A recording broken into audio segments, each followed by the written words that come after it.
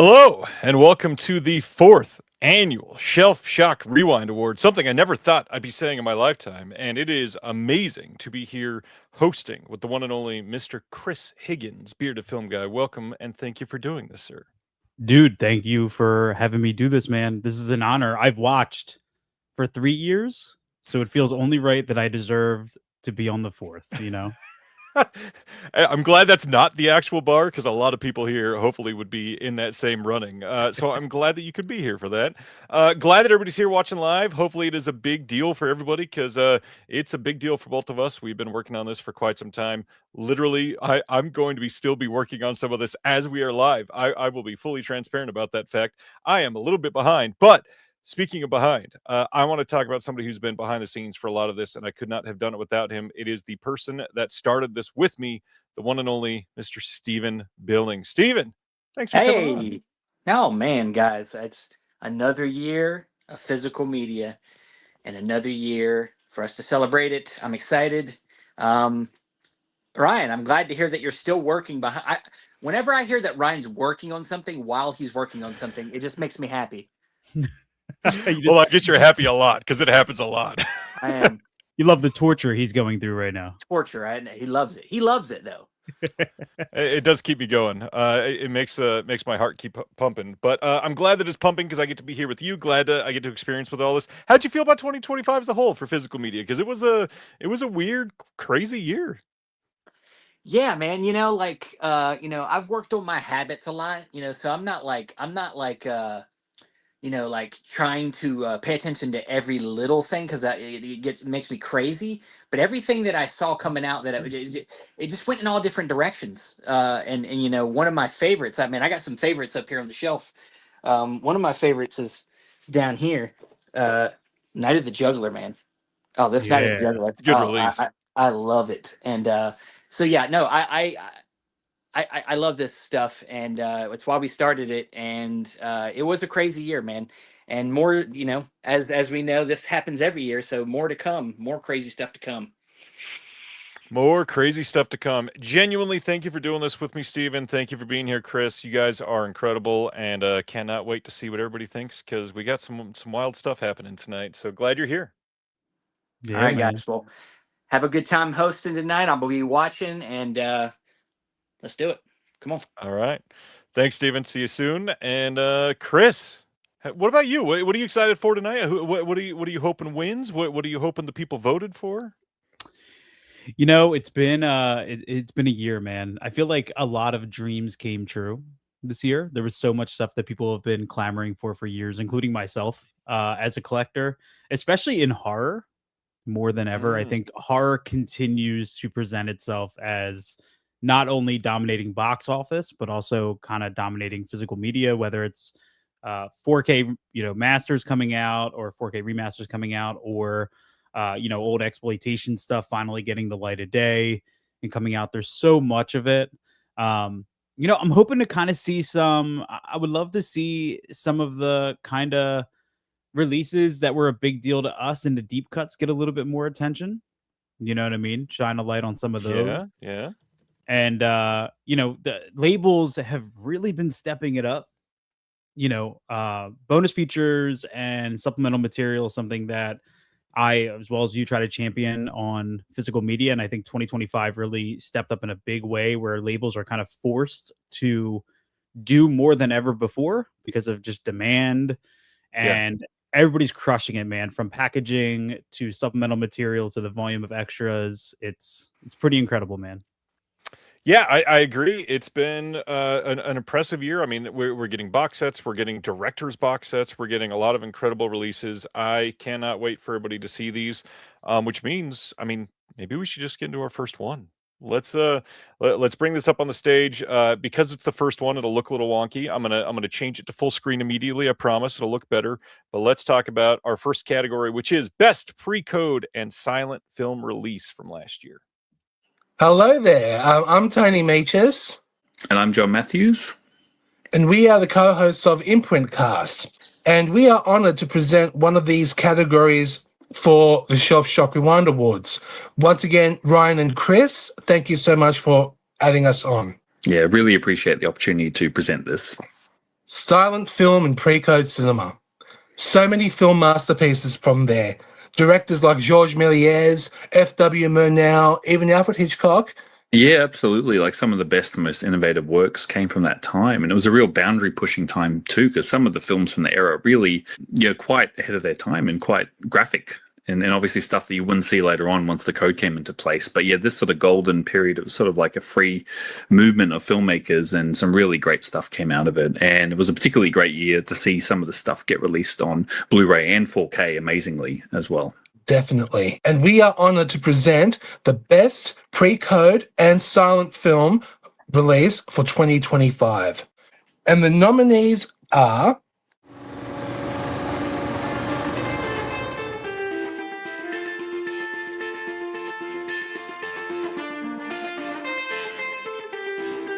Alrane and the Student of Prague, Deaf Crocodile. The Cat and the Canary, 4K, Kino Lorber. Hell's Angels, 4K, Criterion Collection. He Who Gets Slapped, Flicker Alley. The Old Dark House, 4K, Eureka Entertainment. and the winner for the CSC award for the best pre-code and silent film release is Alran and the Student of Prague from Deaf Crocodile. That release went out of print very quickly. So it actually sold out before pre-order. So I didn't actually get my hands on it because it sold out. But it is one I am willing to track down one day. But I'll just settle for the standard edition now. But it's I love what Deaf Crocodile do. Yes. And the community winner for the best pre-code and silent film release is from Eureka Entertainment, and is the Old Dark House 4K, which was a really nice upgrade from Eureka this year. Congratulations to both winners. Well deserved. Oh, wow. That's very cool. Oh, that's fantastic. Didn't see that coming. We are really stoked to hear that. Yeah.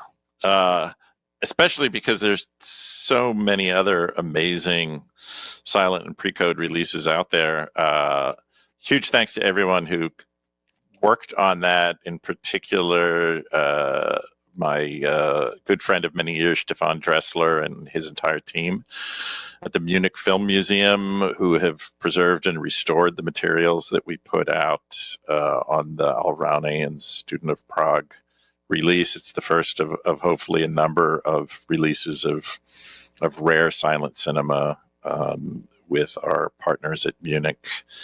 So a huge shout out to them, and to, again, all of the essay writers, commentators, Dave McKeon for the gorgeous artwork for the deluxe edition. And it was our first silent cinema release. So yeah, it's nice. It's nice that it's sold well, and now winning this award.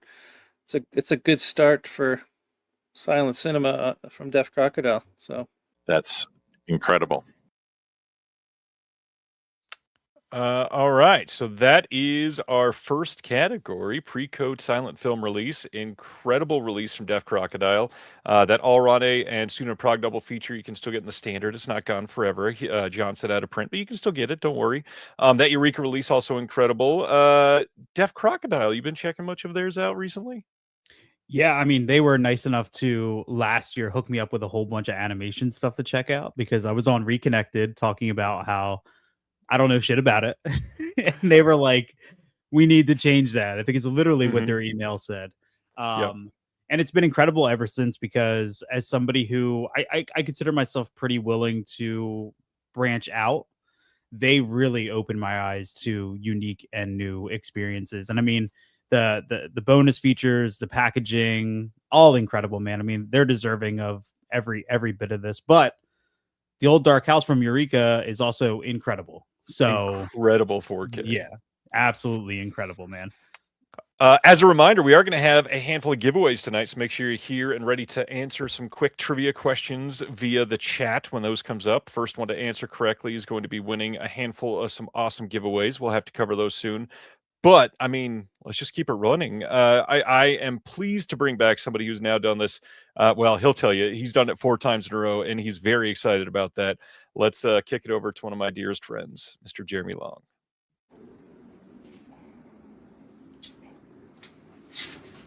Oh, hi there.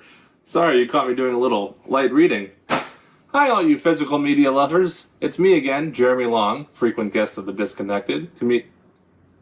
Let's be real. You all know who I am by now, right? I mean, this is the 4th year of the Shelf Shock Rewind Awards, after all, and not to brag, but I've been a part of all 4 years. Only 2 against my will. Anyways, I'm back once again this year to present the Best Contemporary Studio Release Award. And some of you Shelf Shock fans might be wondering, hey Jeremy, why are you at home in front of your awesome physical media collection and not out at some exotic location somewhere for this year's video? And the answer is, unfortunately, I'm still on house arrest for impersonating Dave Grohl in last year's video. Some info about Dave Grohl. Shut up, Siri. Anyways, turns out he's quite litigious and, well, never mind. My lawyer says I'm not allowed to talk about it, so let's just move on with the video. And the nominees are... Here's where the nominees go.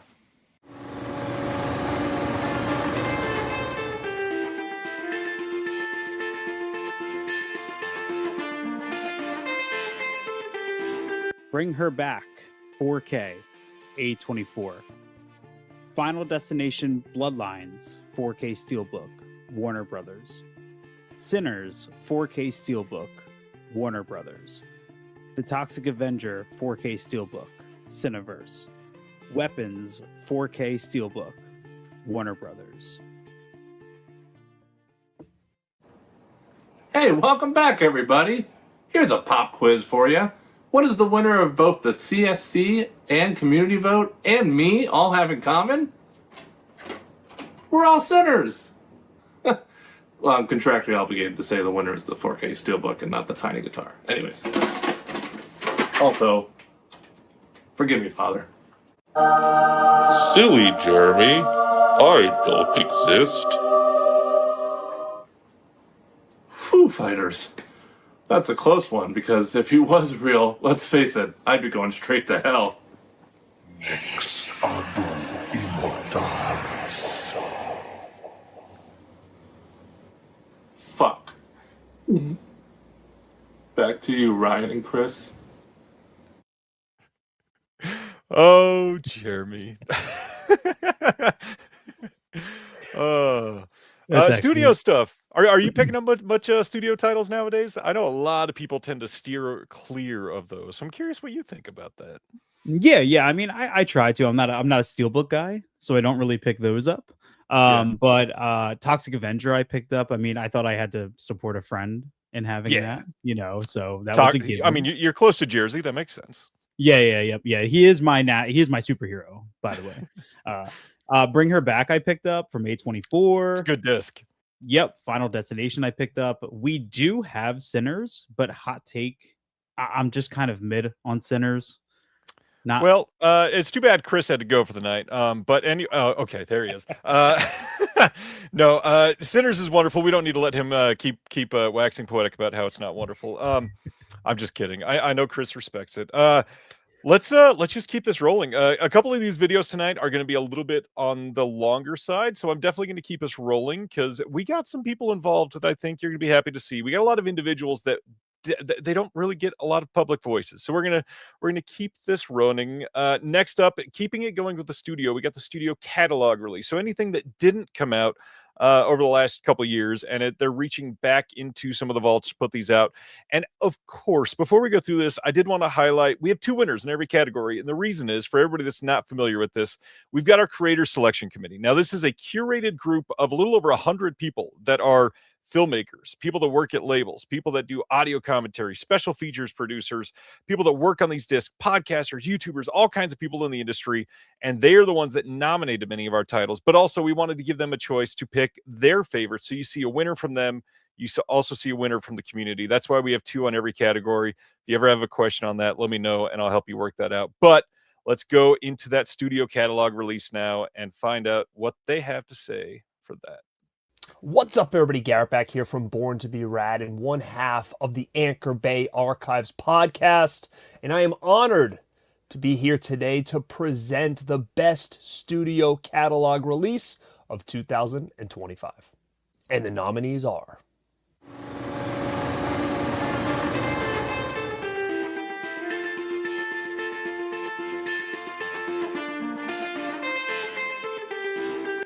Boogie Nights 4K Steelbook, Warner Brothers. A Nightmare on Elm Street 4K Steelbook Collection, Warner Brothers. Night of the Living Dead 1990 4K Steelbook, Sony Pictures. Panic Room 4K Steelbook, Sony Pictures. 7 4K Steelbook, Warner Brothers. And the winner, voted by the Creators Selection Community, goes to...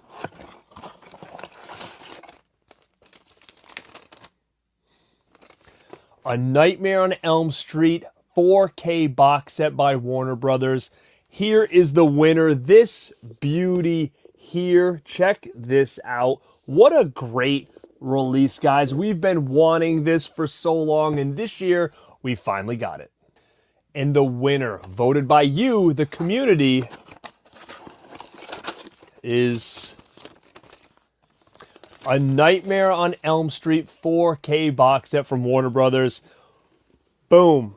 Check it out again. Guys, this thing just swept the studio catalog release, and I couldn't be happier because I love that edition. I'm so glad we have it. Now, thanks again for having me, guys. Now, enjoy the rest of the show. I guess it came back early. Thanks, Garrett. I feel like he was the perfect one to talk about that release. So glad that he came on here with us. It's a hell of a box set. Did you get that box set? I did. I actually won it. I won it in a giveaway from Monster Mall that's Shop. right. Yeah, I missed out on it the initial run.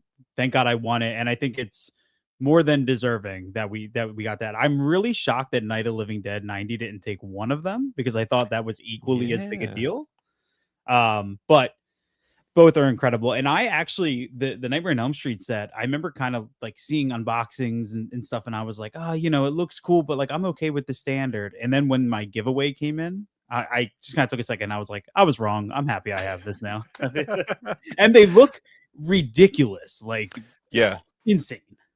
Obviously, it's really easy on a giant package like that to talk about the steelbooks and the gorgeous art and all that stuff. But the reality is, I think the biggest thing here, a studio put out a box set of really incredible looking 4K releases of a franchise that's never gotten a lot of love on home video. A lot of the releases for that has been, we'll say subpar to say the best thing that we could say about it. So the new ones, they're kind of incredible. I'm glad that they're out. I'm glad that people can respect it. And it sounds like we might be getting a re-release later this year, so more people can pick it up. So that's a good thing. Yeah. I do want to tell people, if you have the Night of Living Dead 1990 steelbook, give the new Tom Savini audio commentary a run with that. I bet you it'll raise your appreciation for that just a little bit more than the new footage added. Yeah, there is a lot there. Even the new footage is it's probably not as incredible as you would think, hearing the mythic nature of it over the years, but the 4K picture on that does look really great. So check it out. One thing that I feel like we've been getting a lot more love the last couple of years with our animated release. And I know that you've just kind of started dipping your toes in the animated pool, but it is something that's been near and dear to me. And want to throw it to my dear friend, Mr. Connor Holtz, to talk about our best release on the animated side. So let's shoot it out to Los Angeles and Connor. Hi, I'm Connor Holt. You might know me as VHS Spectacular on Instagram, and I write about film for the Physical Media Advocate. This parking lot has a very special place in animation history. Before it was a strip mall, it was the original home of Walt Disney Animation Studios. It was here that Mickey Mouse was created, and where Snow White and the Seven Dwarfs came to life. Animation has come a long way since then, being made all over the world, an incredible variety of styles and stories. And thanks to Physical Media, we can appreciate all of it. The nominees for Best Animation Release are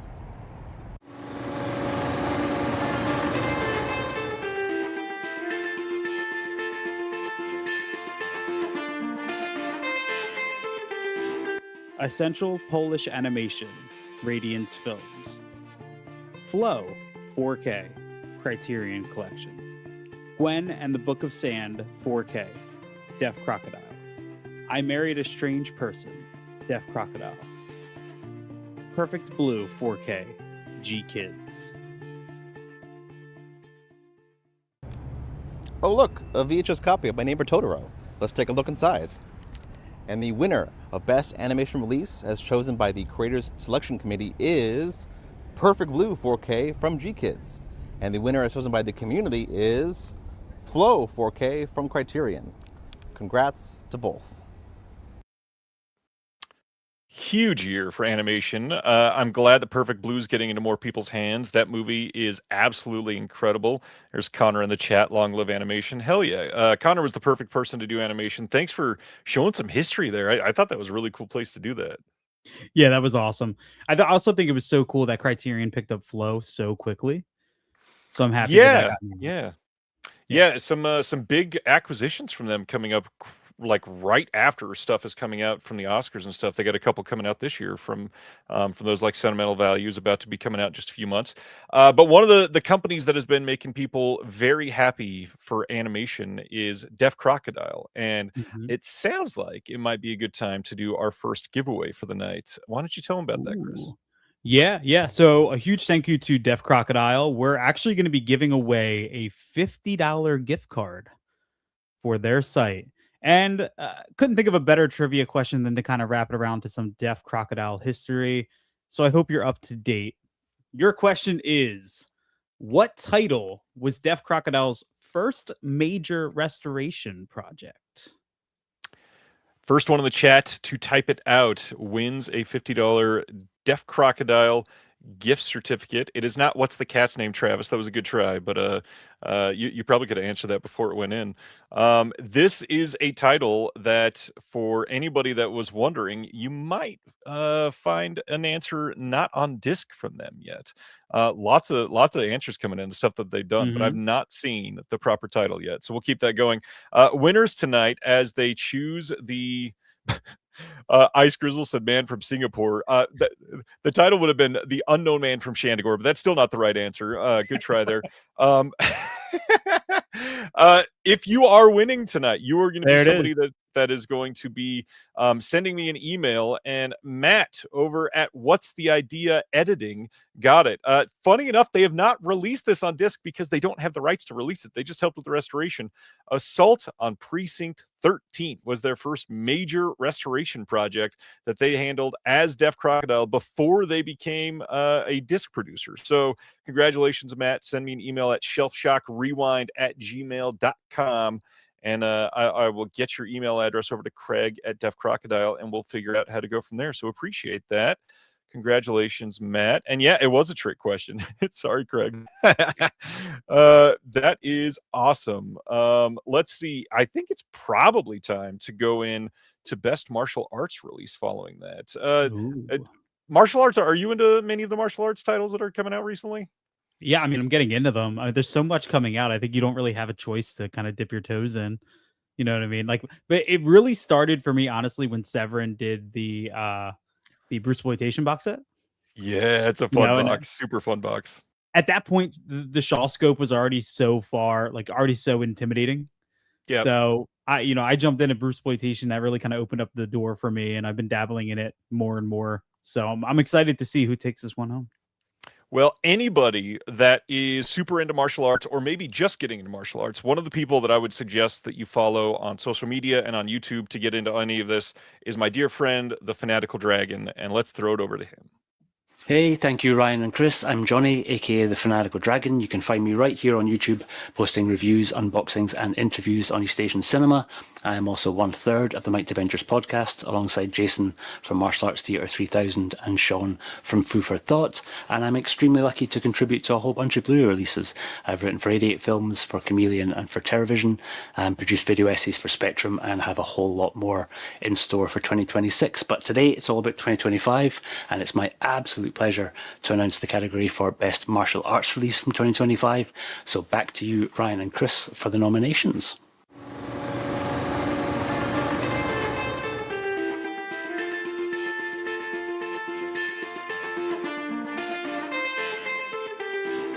Bohachi Bushido 4K, Mondo Macabro. Come Drink With Me 4K, 88 Films. Furious Swords and Fantastic Warriors, the heroic cinema of Chang Che, Eureka Entertainment. The Great Chase, Neon Eagle Video. Shawscope Volume 4, Arrow Video.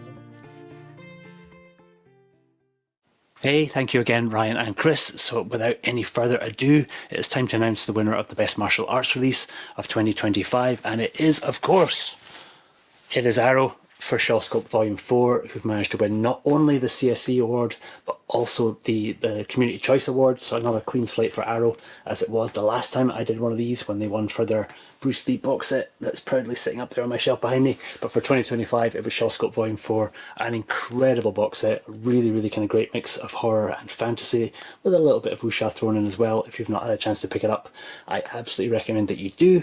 But now back to Ryan and Chris for the rest of the categories. Thanks for watching. Wow.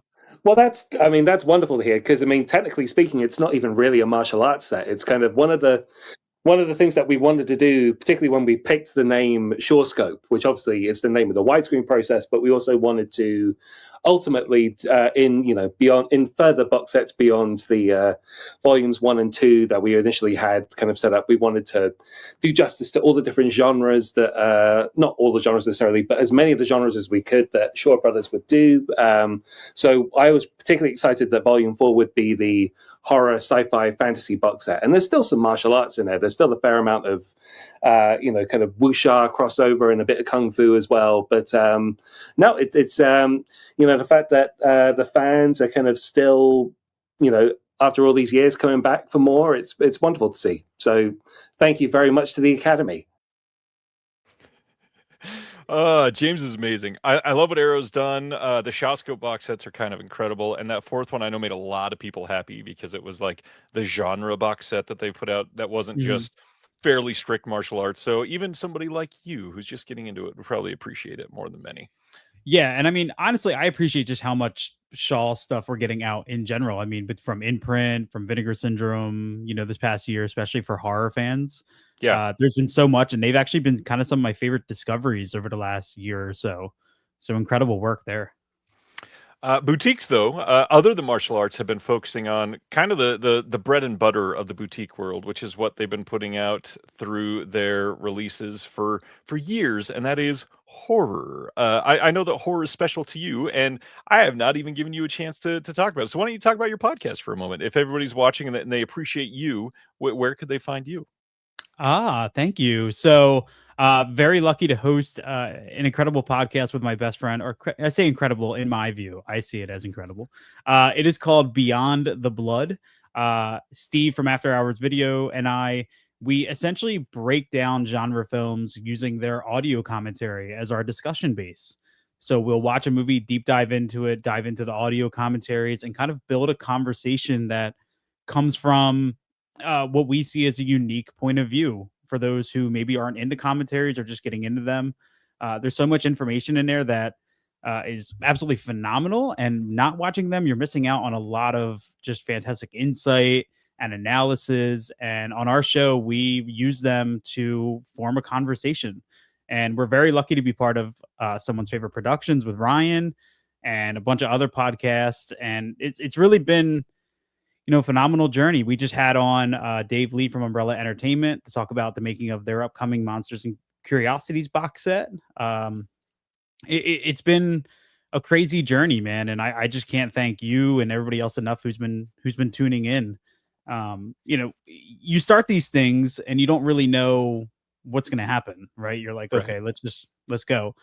And then the first year passed, and the show grew so much that going into year 2 was actually kind of nerve-wracking, because we're like, all right, how do we do this better and keep this train rolling? And so far this year alone, everything that we've put out since January 1st has done incredibly well. We can see noticeable growth in the show, and we just hope that we're lending our hand to the education that physical media can provide, and teaching people to appreciate beyond just the movie on the disc. I think anybody watching this would like your show. So if you're into horror, if you're into audio commentaries, check that out. But if you're into horror, you're probably eager to see this next category. Let's bring on somebody that you might have already seen on YouTube, and that is let's just show it. Here we go. Hey everyone, my name is Daniel with the Cobweb Channel, a YouTube show where I make videos counting down lists of a ridiculous amount of horror and cult movies, rankings, recommendations. It's a good time. And while most of us physical media lovers love to collect movies from all different genres, like yes, I have While You Were Sleeping on both DVD and VHS, there's just no question these boutique labels by far put the most care and attention on the horror genre, which is also my favorite genre in all of film, which is why I am so honored to be presenting in the category of Best Horror Release. And the nominees for Best and Scariest, I'm sure, Horror Release are...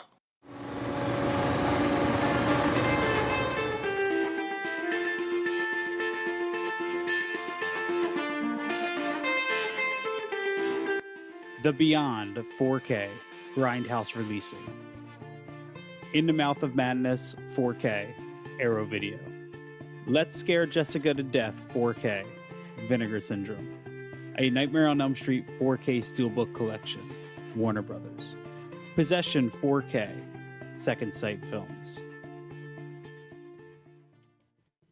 And the winner of Best Horror Release is apparently this clamshell VHS edition of Goosebumps Werewolf of Fever Swamp. I mean, I'm a 90s kid. I love Goosebumps, and this is an absolute banger episode, but isn't this like really old? I don't really Oh, I see. I think this is the winners, guys. This is the winners right here. Oh man, this is exciting stuff. This seems really old. This seems like it's been foretold in prophecy for many years ago. And the winner of Best Horror Release, as voted by the Creator Selection Committee, is Possession on 4K from Second Sight Films. Such an incredible and one-of-a-kind film, and for me, also wins in the category of Best Sex Scene. It's actually not weird that I said that. Don't make it weird. And the winner of Best Horror Release, as voted by the community, is The Beyond 4K from Grindhouse Releasing. Also an incredible film that I love, but I think what clinched it for the community was that eyeball. The little plastic eyeball. Come on, who out there got that? Show your hands. Thank you so much for having me on this show. Now I'm gonna go watch a scary movie. Wow. So yeah, thank you so much, guys. It's an honor.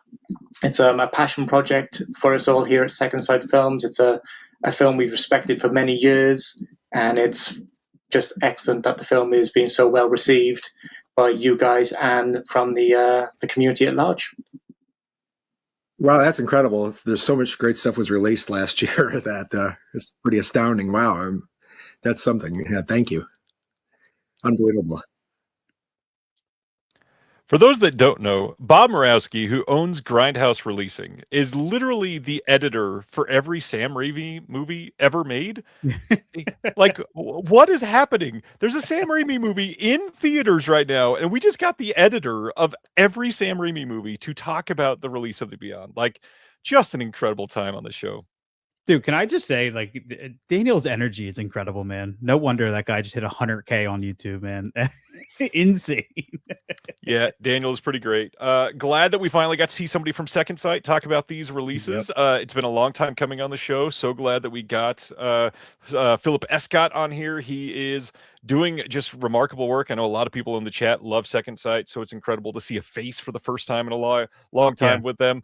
Horror, though, just knocking it out of the park every year. It is crazy what we're able to get coming out of some of these boutiques, but everybody needs to check it out. I do want to stand in line with the chat, though. Give us pieces on 4K. Somebody, I absolutely need that. We need a new generation of people to discover pieces and say, what the hell am I watching? Yeah. And I also want to plug once more Beyond the Blood podcast. If you go back to August of 2025, we had a nearly 2-hour conversation with Philip Escott all about the Texas Chainsaw Massacre. We broke down their box set, talked about the legacy, talked about the documentary. Like, we talked about so much stuff with him. And I think if you're a Second Sight fan, you're going to want to go back and check that out.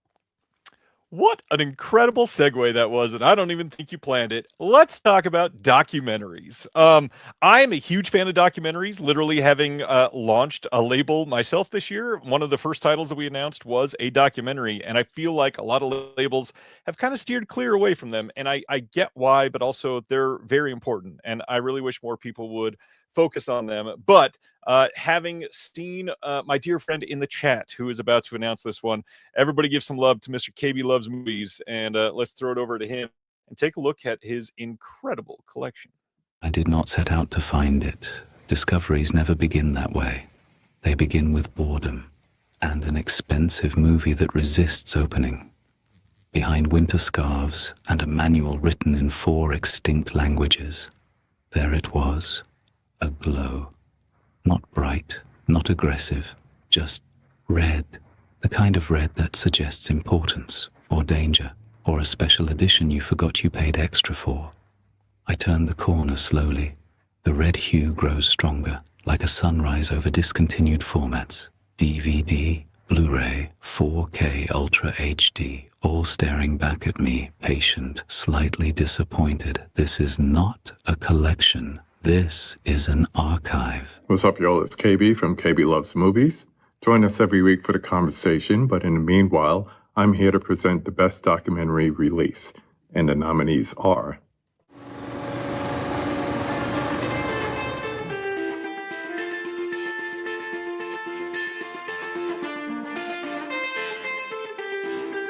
Burden of Dreams 4K, Criterion Collection. Chain Reactions Media Book, Dark Sky Selects. David Byrne's American Utopia 4K, Criterion Collection. Hookers on Davy 4K, Canadian International Pictures. Thelonious Monk, Straight, No Chaser, Criterion Collection. and the Creators Selection Committee selects Burden of Dreams 4K Criterion Collection. Also, the community selects Burden of Dreams 4K Criterion Collection. Congratulations to all the winners. KB's collection's a vibe, man. I love that red light. Dude, it was so good. I didn't know what was happening. I was like, I don't know where we're at right now, but I'm into it. He sent me the video and I was like, what is this voiceover? This is incredible. So stoked on that. Documentaries. Are you watching many documentaries? Yeah, I mean, I watch a lot just depending on kind of what's coming out. We have so many. You know, Hearts of Darkness was finally just announced to come out from Synapse. But this year I finally dove into like RoboDoc, the massive RoboCop documentary. Yeah. Chain Reactions was a great one to get, especially that physical release with all of the alternate versions of Texas Chainsaw Massacre. That was phenomenal. There's so many, man, and I feel like it's really grown to be like there's such a strong focus on individual movies. Like to think back 10 years ago and imagine like what In Search of Darkness has been doing, and companies actually putting time and effort into these incredibly long, extremely detailed documentaries that like 1% of the fan base of that film is actually going to watch. We appreciate so greatly. Yeah, I agree. Documentaries are a big fun time for me. I really wish more companies would focus on them. And one thing that I feel like some companies are focusing on more nowadays is technical quality. For the first time in like the home video world, we're getting a lot of people be very particular about audio and video. And now I'd like to kind of shed some light on those that are doing their best in those categories. So let's send it over to one of my inspirations in this world, literally. One of the people that inspired me to pick up the mantle and do what I do, Mr. Justin Beam at Reverend Entertainment. I'm Justin Beam with Reverend Entertainment, and I'm excited to once again be part of the Shelf Shock Awards. Physical media has never meant more than it does right now. From the studios to the independents, there are so many people putting a lot of effort and love into the releases that sit on your shelves. This really is film preservation, in my opinion. It's great to have a show like this that celebrates the work that producers like me, on to everyone else in the chain, are doing to make sure that the movies you love are ending up in your hands with the best video and audio presentation possible. My category today is Best Audio Presentation, and we have a tremendous lineup of releases as nominees. Let's take a look.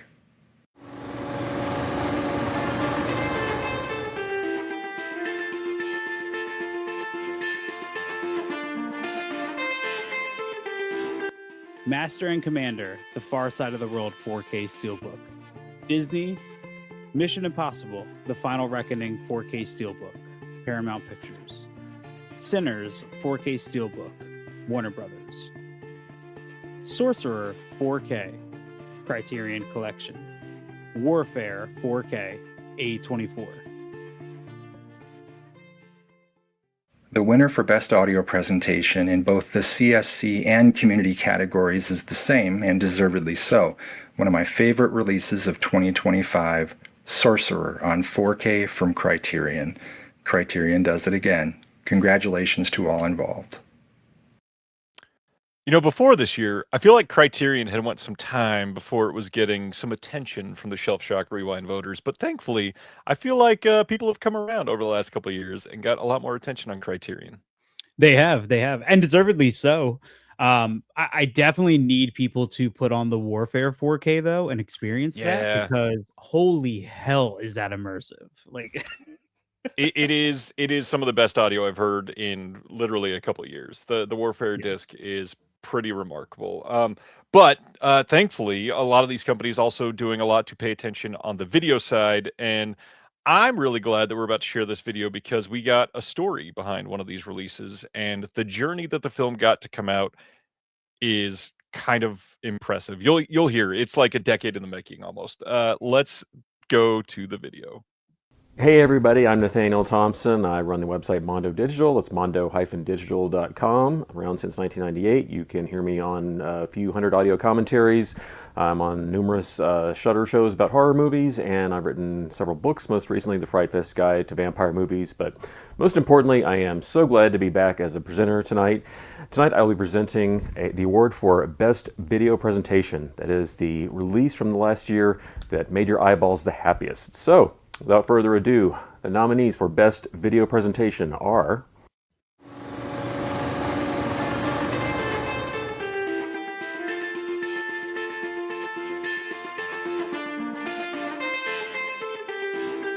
The Beyond 4K, Grindhouse Releasing. Eyes Wide Shut 4K, Criterion Collection. Reanimator 4K, Ignite Films. Sinners 4K Steelbook, Warner Brothers. Sorcerer 4K, Criterion Collection. Well, there you have it. Those are the nominees, and now it's time to find out. First up, the Creators Selection Committee's pick for Best Video Presentation. Let's find out. It could be, Attack, Diggy, Attack. It is The Beyond 4K from Grindhouse Releasing. Congratulations. And next up we have the public vote. Which one did all of you pick as the best video presentation? Well, let's see. Well, it's a clean sweep. You picked once again The Beyond. So you have faced a sea of darkness and all therein that may be explored, and you have your winner. So congratulations to Grindhouse Releasing with their massive special edition of The Beyond. Well done, guys. Wow. Well, that's something I'm really proud of, knowing how many years we spent trying to get this thing to look correct. I mean, we literally, for this release, went through 4 different scans at 2 labs in Rome. It was such a nightmare because of the condition of the negative and the ability of the first lab in Rome. We pulled it away from them and took it to an incredible place called Limagine Ritrovata in Bologna. And then, even then, it took two full scans to get it right, because the first lab had actually damaged the negative and scratched it. And so when the place in Bologna did the first scan, there were scratches, and we had to totally rescan it again using a wet gate scanner. The whole process, we started it in 2016, and here it is. It took 9 years to actually come up with this final product. So yeah, I'm very happy. And then once we got the scans from Bologna, it was during COVID, and Photochem Labs here in LA helped us out, and we actually did the color correction in the garage of our Photochem colorist, because it was during COVID, and we were working together, with masks. So it was a real long process. So I feel vindicated getting this great honor. So thank you so much. Dang! Congrats, Grindhouse, for releasing that. That's a big deal type of release to get that for, and to see 9 years of work being put into one title, and then the whole community vote for it. That's got to feel pretty incredible. Yeah, dude, I remember doing that. I remember when you sent out the CSC voting. You know, everything was pretty like I was moving through it pretty quick, and then I I got to best visual presentation. I stared at the nominees and I went, "Oh fuck, how do you do?" like, clearly, I mean, I think the Beyond 4K deserves every bit of it, but holy hell, was it up against some just incredible stuff? Like, Reanimator is one of my favorite movies of all time. Yeah. So to put it up against what Ignite Films did with that this year, it was a pretty like impossible task to to do that. And funny enough, today I actually I took the little eyeball out of it and I didn't know what to do with it. And somehow it ended up in my sock drawer. And it just so happened that this morning, I don't know, this morning I was running low enough on socks that it popped up at the bottom of my drawer. And it was the perfect day for it to but I did jump a little bit, but I'm okay. What an eye-popping release for you. Yes, yeah. As you are watching the show tonight, if any of these releases catch your eye and you're like, damn, I really want to buy one of those, one place that you could look to is odysseymovies.com. Chris, why don't we do our second giveaway and let's make it something at Odyssey Movies. Sure. So thank you to Odyssey Movies. We're going to be giving away a $25 gift certificate to their site. So I hope your Reanimator knowledge is as good as it can be, because your question is: Reanimator's location for the Miskatonic Medical School shares the shooting location with what 1991 film? What 1991 film shares the same shooting location? This is one that you should be able to get pretty quickly, especially if you love either of these two movies. And I have a feeling most of those in the chat do. Yeah. Let's see. I'm waiting for it all to pop up. Reanimator throughout the years. Did you pick up the second side or the Ignite? No, I picked up the Ignite. Yep. There it is. Like it's in there. Oh, I clicked the wrong one. This one, Jake over at Distorted Visions with the right answer. It is Terminator 2. Terminator 2. Jake, I tell you to email me, but just DM me. I know you. DM me, and I will get your email address for Travis at Odyssey. Thank you and congratulations on the $25 gift card to Odyssey. Congrats, Jake. Good question, by the way. I really, tying those two movies together is super interesting and a really fun one. And, we just talked about the quality of video. One of the things that I love championing the most about a lot of these releases are not just when a video looks great, because it takes a lot of work to do that, but I love when something goes from looking really terrible to looking really great. We mentioned earlier Nightmare on Elm Street, something like that. And so one of the ones that I really like to kind of highlight on this is the upgrade on home video restorations. So let's cover that as our next category. The heck are you guys watching? I'm supposed to be doing this Shelf Shock Rewind Awards presentation, best home video restoration. I'm supposed to be doing that like right now. You know that, don't you? All right. I mean, you're just up here like you own the place. I have news for you. You do not. You do not. I'm like, all right. I'm sorry, folks. It'll just be a second.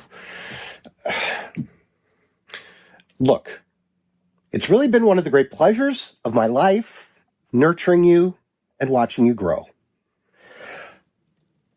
But this entitlement mentality, I mean, you're just like taking over the whole room. This can't. Oh, who am I kidding? Here's the nominees.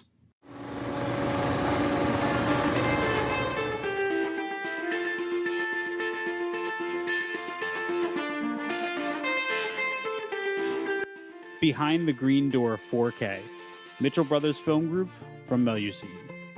Dirty Work 4K, Vinegar Syndrome. Eyes Wide Shut 4K, Criterion Collection. Night of the Juggler 4K, Transmission, Radiance. Sorcerer 4K, Criterion Collection.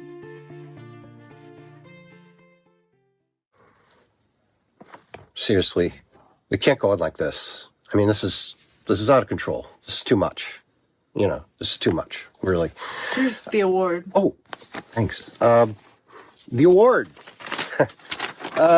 The award for Best Home Video Restoration Upgrade goes to the Community Selection Committee has selected Night of the Juggler 4K from Radiance and Transmission sublabel. So that takes care of that. And here's this other award. Oh, I forgot there's two. The Community Award, Eyes Wide Shut, 4K, Criterion. Congratulations, Tom Cruise. And this came for you in the mail?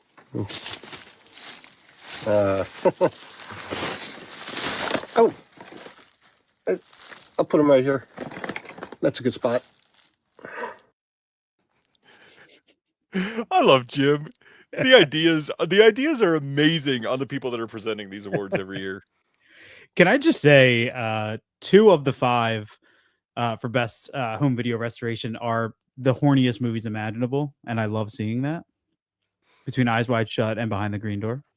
Yes, but also when you think about it, like I'm just gonna throw this out there. I kind of feel like Behind the Green Door should have won. Like the 4K is remarkable, and the previous release was way worse than that one. So I don't know. Like I get it. A lot of people did not buy that disc. That is buying, we'll say Sorcerer. Those fan bases are not crossing paths. Not something else that I could have said there. Yeah, I posted all about Behind the Green Door on my Instagram, and I got like 7 messages that were like, "Are you just selling porn now?" I'm like, "Listen, man, let's just learn to appreciate everything. All right, let's."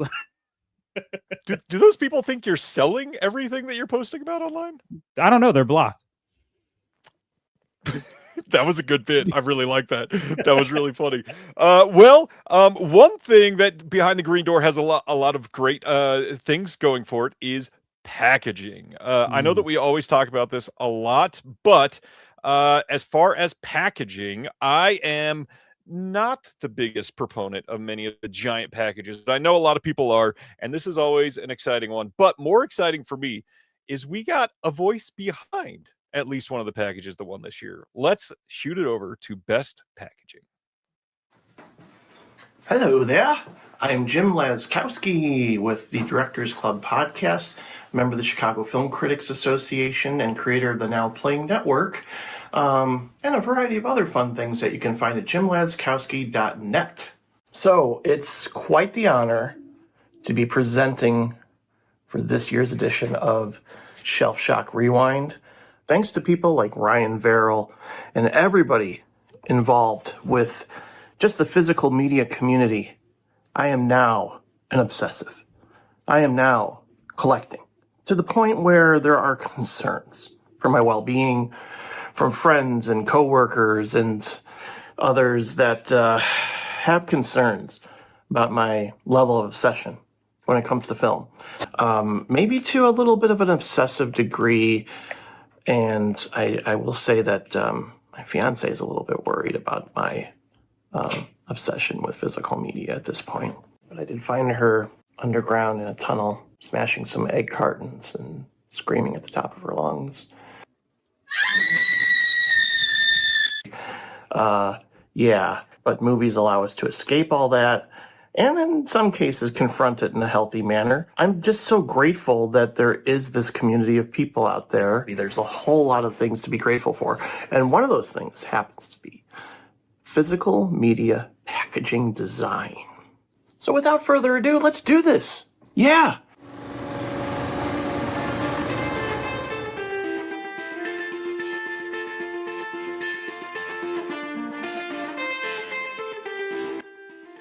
Black Sheep, 2006, 4K, Umbrella Entertainment.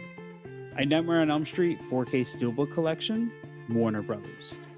Possession, 4K, Second Sight Films.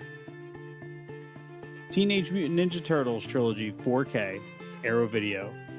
The Wes Anderson Archive, 10 films, 25 years on 4K, Criterion Collection. The winner, selected by the community, first and foremost, is the Wes Anderson Collection from Criterion 10 films, 25 years, 4K. It's a spectacularly put together collection of films that I happen to love and enjoy immensely. And the winner from the Creators Selection Committee for Best Packaging Design happens to be Possession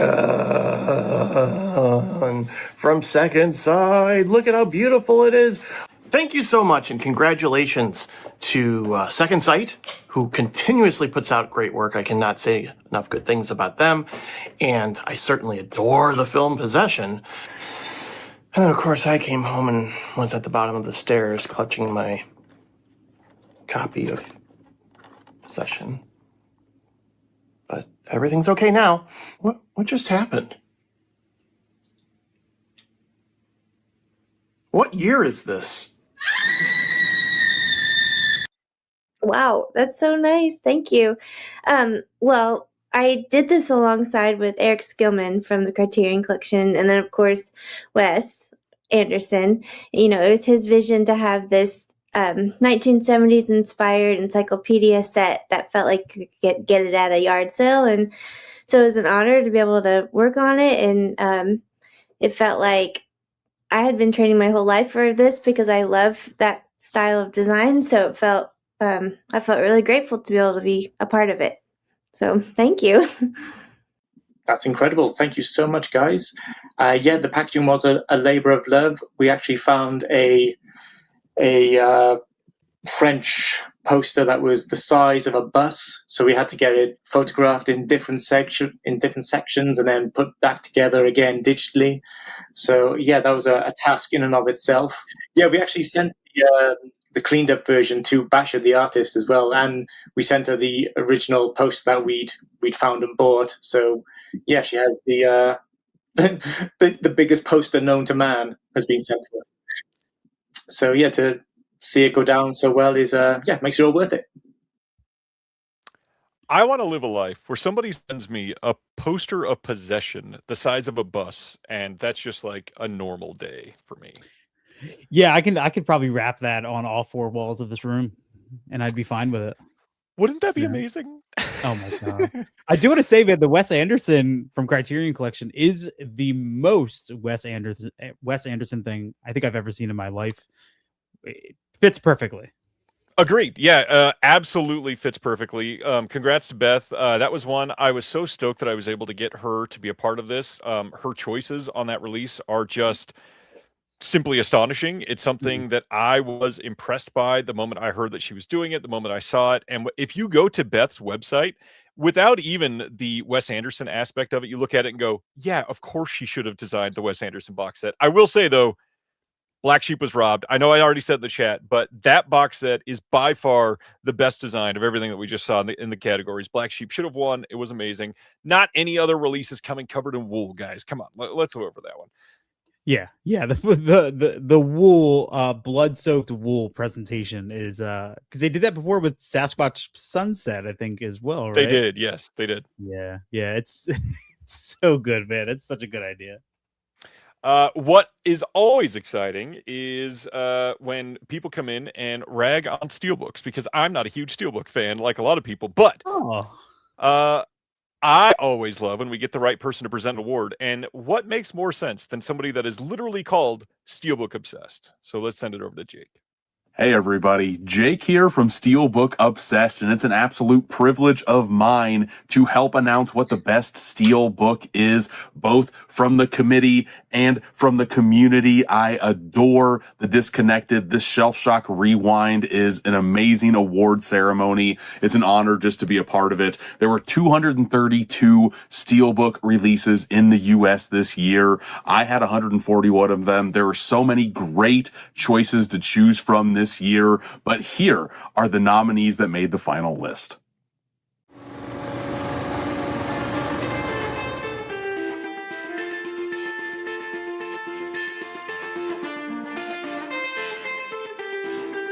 Boogie Nights 4K, Warner Brothers. Dogma 4K, Lionsgate Limited. A Nightmare on Elm Street 4K Collection, Warner Brothers. Panic Room 4K, Sony Pictures. Small Soldiers 4K, Paramount Pictures. Those are all great nominees. I have all of them in my collection behind me, but there can only be one winner. Let's open up the blank steel book to see exactly who the winner is.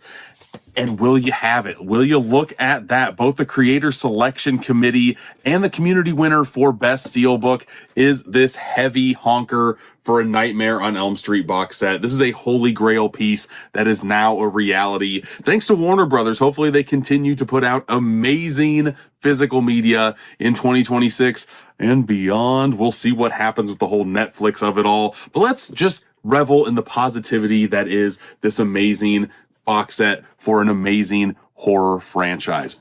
Back to you, Ryan and Chris. We went this long, just over an hour until somebody said the word Netflix. But thanks, Jake. It could have been worse, I guess. I'm glad that this won in a way, but also I did say it in the chat already. This is the most obvious win of the entire night. I promise the rest are not quite as obvious. But when you're talking about best steelbooks and you get a full steelbook collection for a horror franchise, there's not a lot of options for people that are just diehard about horror. And it looks nice. It is something that is a wonderful release. Glad it came out. Glad that people could find joy in that entirely. Yeah. I mean, there was no surprise there. I mean, having the original artwork, all the individual steelbooks. I love not having the titles on the front of each of them. I think that was a nice way to kind of like clean it up. The nice little image on the back is something other than just having a blank, back on it. But I think it's the whole entire case in general, having the little details with the torn sweater on it and kind of like the embossing and stuff on that release, I think really puts it over the top.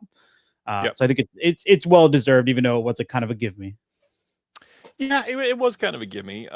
What is also important about it is, again, they put so much time to the restoration. So I really want to highlight that part. I know that we're really talking about the steelbooks, and cool. It's a wonderful franchise. I love the movies. I'm just glad they look so good. Let's continue. Every year for the last handful of years, we always bring in a special segment to memorialize somebody that contributed a lot to the industry, and that is the incredible film historian Sergio Mims. And now we've got kind of a long segment. So Chris and I are going to be off the screen for a minute, but I really hope people appreciate this. Here we go.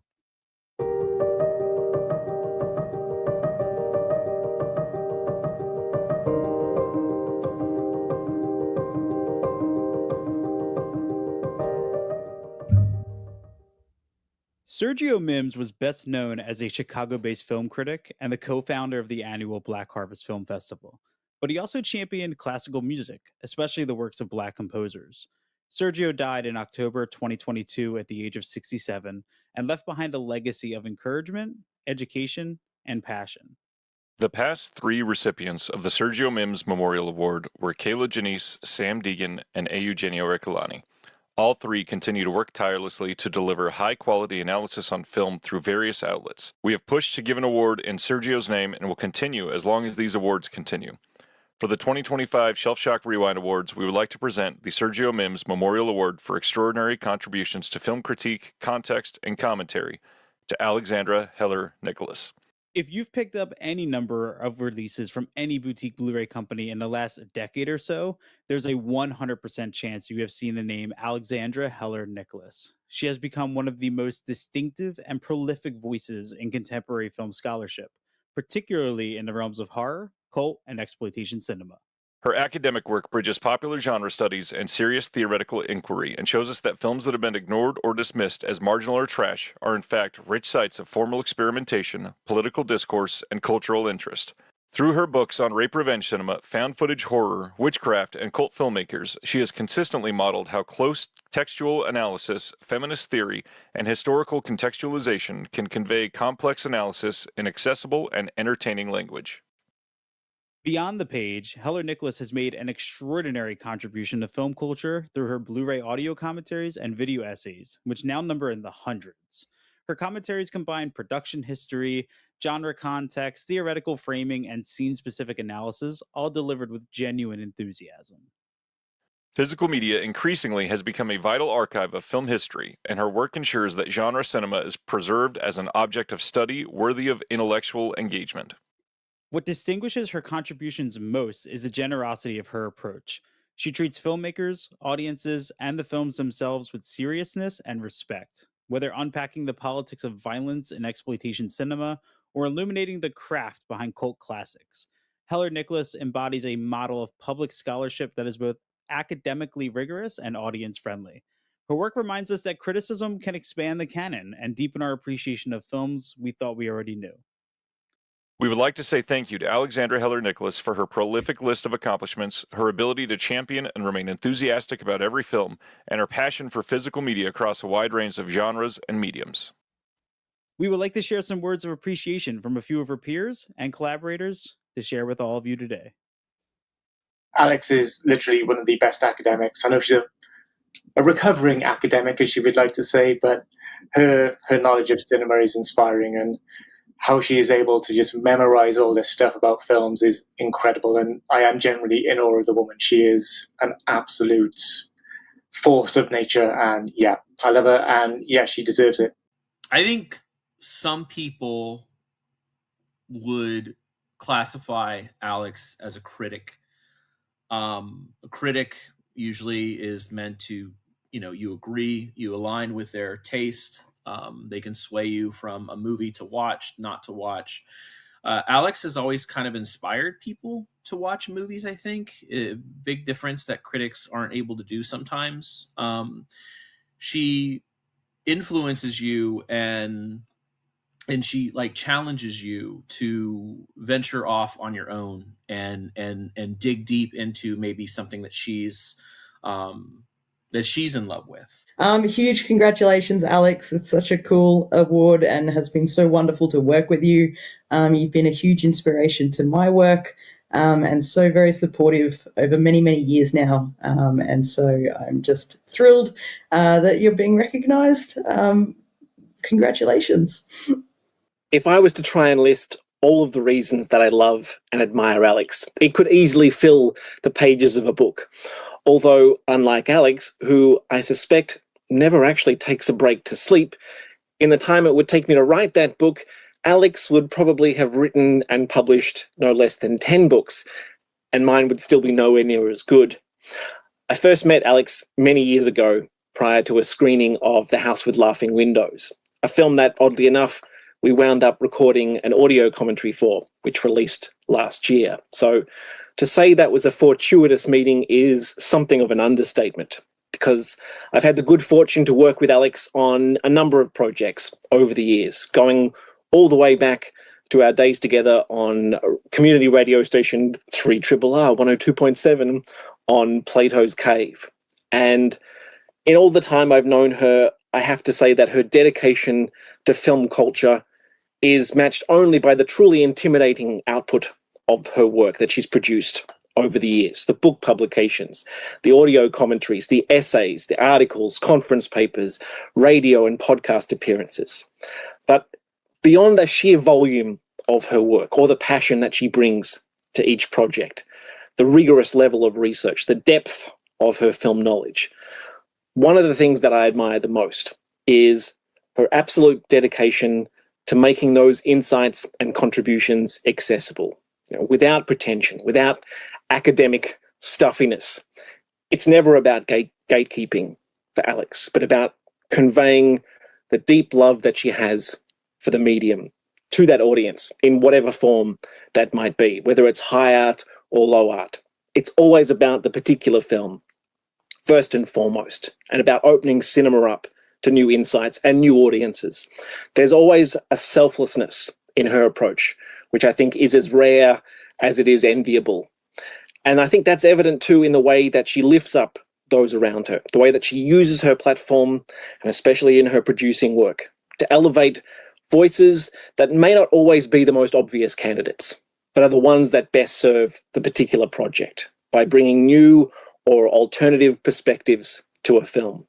And I am absolute proof of that, because it's no exaggeration to say that I wouldn't have had the good fortune to have worked on many of the projects that I have without her having my back, without her opening those doors for me. And for that, I'm not only forever in her debt, but also eternally grateful. I'm lucky to count her as a colleague, but even luckier to count her as a dear, dear friend.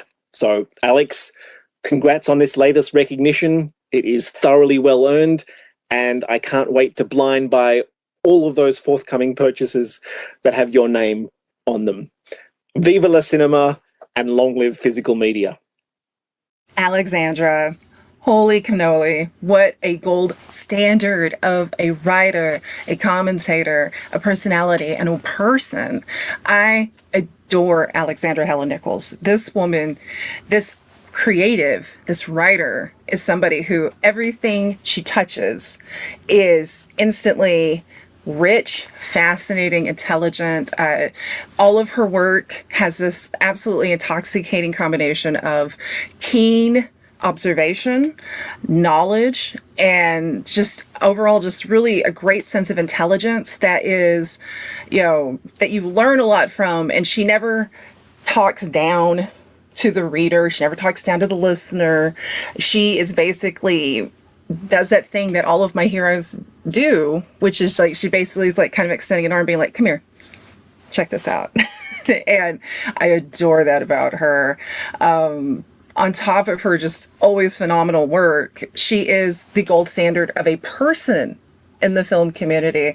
Alexandra is always, to me, consistently somebody who shines and is classy, is funny, very generous. There's never any sort of potential, every community has its toxicities. Alexandra is never involved with that. She's always rising above it. She never gets tainted by it.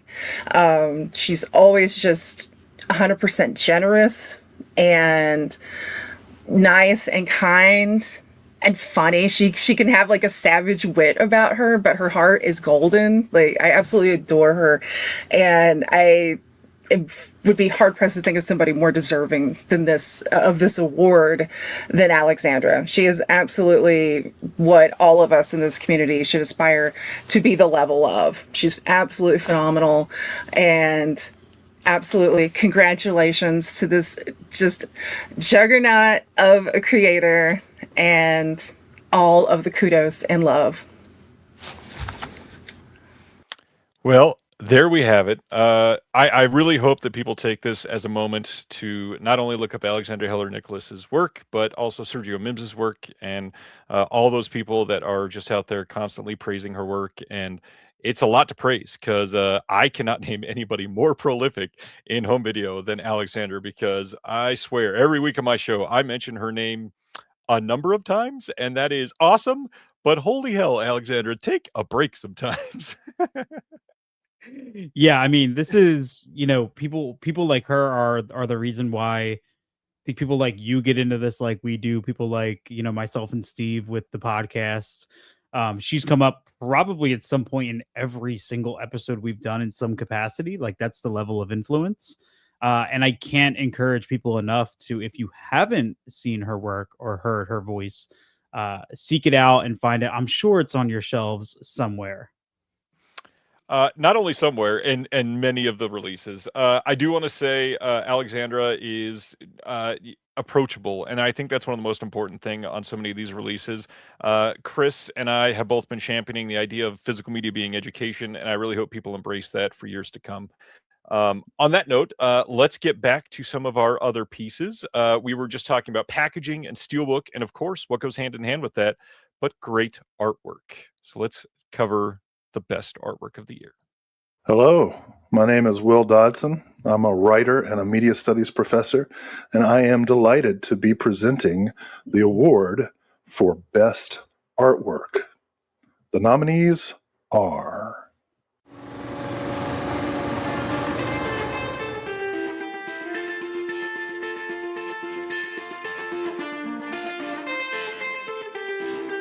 Altered States 4K by Richie Beckett, Criterion Collection.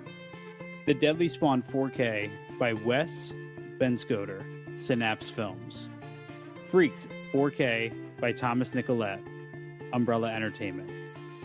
A History of Violence 4K by Connor Williamson, Criterion Collection. A New Leaf 4K, Michael DeFord, Cinematograph. And the winner of the Creators Selection Committee is Altered States for the Criterion Collection. The winner of the community vote is Altered States, Criterion Collection. Damn. Okay, that's absolutely wild. Wow.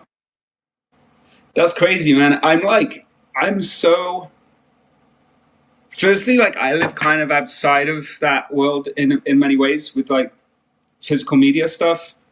I'm like such a sort of Luddite in these ways. I felt like when we put out that Criterion art, and I saw all the other incredible artwork that was coming out, even just in that wave and continuously, you know, like it was a big deal making it. And then when I saw it come out, you know, I saw how much other incredible art was going on in that, and which was really exciting to see. I guess my point in that is like, I don't know how it lands with everyone else collectively amongst all of the other incredible art that's out there, you know? That's amazing. Thank you. Thank you to anyone who had any part in voting or making their support known in that way. That's extremely cool. I don't feel like I haven't really been awarded anything in that way before. So yeah, I'm kind of letting this sink in. That's extremely cool. I come from a time of sort of like going to the video store. I don't even now use Blu-rays and DVDs and things like that. Like I don't even have really physical media myself. I come from, you know, I grew up going to the video store, buying something very much based. The packaging was so integral to what I was taking home with me and the decisions I made about what I was going to watch. Going into the video store, you'd go in with an idea of what you wanted to get, but invariably you'd go in and it was someone else who had it out and they only had 3 copies. So then you'd have to go for a wildcard option.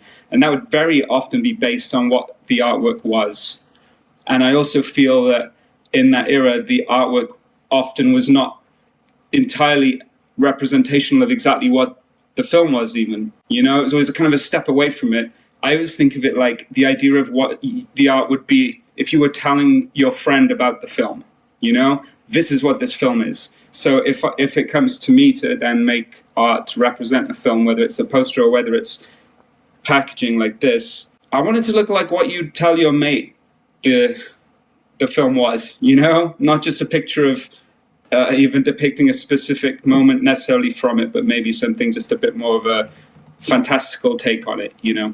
With Altered States, it's already such a visually stunning film with so many visual, like when I was asked to do it, immediately I jumped at the chance, just thinking like, oh yeah, this is the perfect film that I would want to do, because it's just Cam Russell had so many crazy ideas with it and pulled in so many incredible visual ideas into one place. And then I was kind of overwhelmed for a minute of what I was going to do with it because there were kind of too many options. But yeah, I just wanted something really kind of explosive, really, for the cover. So I drew the whole thing on like a scraper board, on a clay board. So it's all actually just, it's not drawn in pen and ink like I would normally do. It's actually just scraped into a black scraper board that reveals white underneath with like this little old weird vintage tool that I use. So, but I kind of discovered a new process on this piece specifically. I'd always been obsessed with Bob Peak, who did like all of the Excalibur art. Arrow Video put out recently the Excalibur set with, and the thing I love about it, they actually just used all of his art. They just printed all of it, which is incredible because no one needs to ever revisit that film in that way, because that's like my favorite art of all time for a film, you know. But I always wanted to do something with that because he has all of those bright shards of light in it, and it's a very specific thing. And I was like, if I can smash that together with my pen and ink work and with the visuals of Altered States, and that was the vision for it, really. So it's like that inspired by Bob Peak, but then trying to put that through the filter of a completely different style, because he uses airbrush, you see. So for airbrushing, all of that makes complete sense to have these shards of light flying around. And it doesn't really lend itself to pen and ink, but somehow I found a way to, yeah, I feel like I discovered something new for myself on that project. I get something so nice as part of this community to see an artist that doesn't ever get to talk about these, doesn't get notified that like people even like this stuff. He kept going on and on with me about how he's not into the technology side of things. So he is so, pardon the pun here, but disconnected from the entire home video industry. And seeing him like immediately get emotional when I told him the community voted for him to win, man, it meant so much in that moment that I love that he could do that. And then to hear so much, like, when else are we going to hear about the process of him creating a brand new process to make this art? It was so cool. Yeah, yeah. And I mean, the most recent Criterion sale, I didn't even really learn to appreciate the Altered States cover until it was next to and alongside a bunch of other Criterion titles. And I was Yeah. like, holy shit, this stands out. And I also just want to shout out, because I know it got a lot of criticism, but the History of Violence artwork It's is so good. so good in contrast to the movie. And it got such a like a harsh reaction upon the announcement. And I felt like I was one of the few that was like, dude, this fits so well in some weird way. And that's another one that Yeah. looks great on the shelf as well. I agree. One thing that I love, of course, is all the on-disc supplements. So that's the next portion that we're going to talk about. I'm going to do the first category, which is going to be Best Interview. And right after this one, we'll get into our next giveaway. So let's cover the Best Interview from 2025.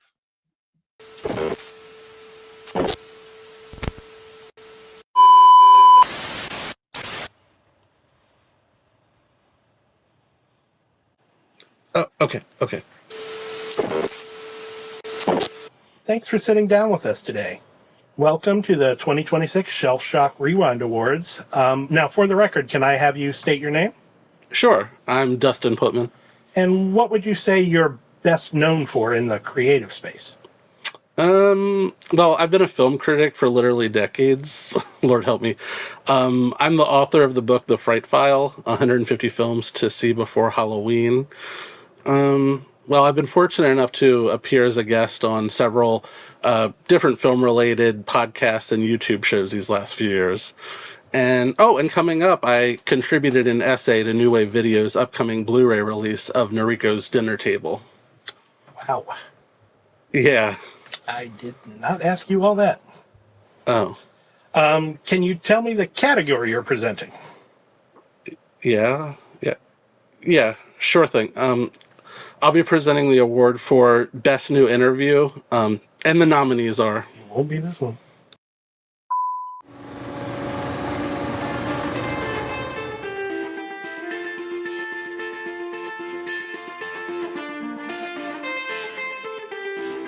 Kicking Against the Pricks. Interview with John Waters, Cecil B. Demented, Umbrella Entertainment.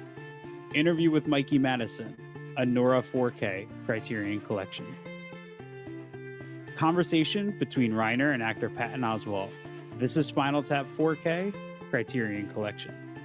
The Horror of Normality, Guillermo del Toro on Possession, Possession 4K, Second Sight Films. Wild and Woody, a new video interview with actor Willem Dafoe, New Rose Hotel, Cinematograph.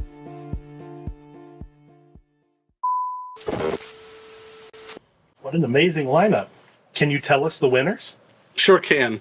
I'm so happy to announce the winners for Best New Interview, as voted on by the Creator Selection Committee, and the community are one and the same. And the winner is... The Horror of Normality, Guillermo del Toro on Possession, Possession 4K from Second Sight Films. Congratulations on this great honor. Excellent. Is there anything else you'd like to add? Oh, yeah, sure. Just 3 more things. Number 1, the Academy clearly wasn't ready for Possession in 1981. 2, the film is actually about divorce. And 3, all hail the octopus. Thank you.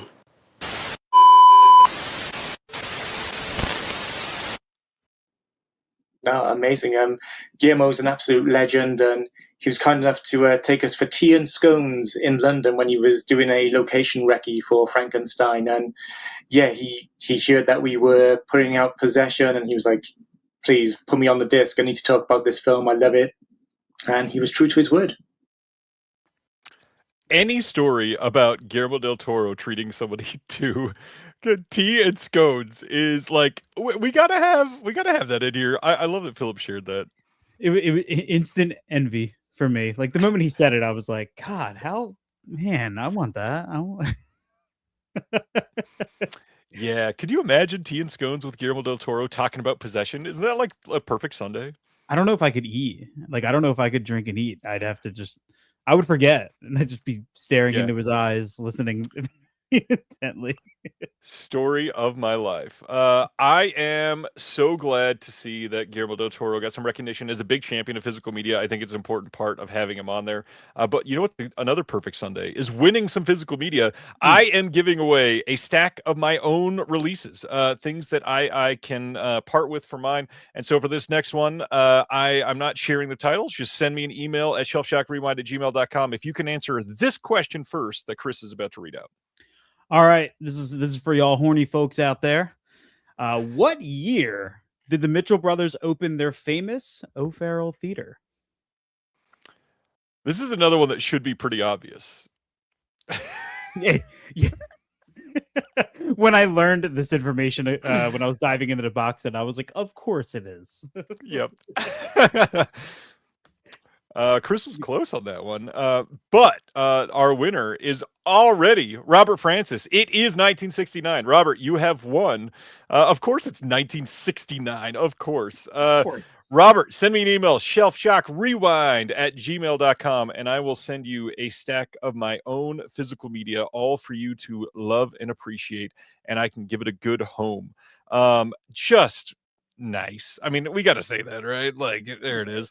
Yeah, very nice. Yeah, you know, it's one that I read that I went into this like whole Mitchell Brothers history dive, and that was the one thing that I was like, oh, 69. All right, very good. Yep. As somebody is already texting me saying it looks like somebody else commented first, just a heads up, it did not come first on our screen. That was the first one. We do have multiple streams watching, so somebody could be on another channel. My wife is saying, hey, Stan commented first. Actually, no. On the other stream, it was somebody else, I promise. There are multiple places that we're getting comments from. But as we're talking about adult fare in the Mitchell Brothers, let's send it over to somebody that appreciates some more of that and maybe hear from somebody that worked on some adult films. Here we go. Hi, my name is Rachel Belwar, and I write non-visual essays for the website Comic-Con. I also have a regular column in the Physical Media Advocate. Today, however, I am here with my co-presenter Chucky to present the award for Best Visual Essay. Visual essays are fantastic. It's a really cool bonus feature. Hopefully more labels will get on that train. But like seeing Chucky without hearing Brad Dourif's voice, it's a cool opportunity to actually get to hear from writers and experts whose work you probably already read. But now you get to find out what they sound like. And on the creator side, you get to find out that certain actors' names that you've been saying in your head for years, you've been pronouncing them wrong. Or maybe that's a me problem. I'm a writer, but I certainly appreciate what goes into visual essays. There's editing, there's finding clips, there's making sure you can use the clips because of copyright. Visual essays, awesome, deserve all the attention, and that's why we're giving them an award tonight. So without further ado, the nominees for Best Visual Essay are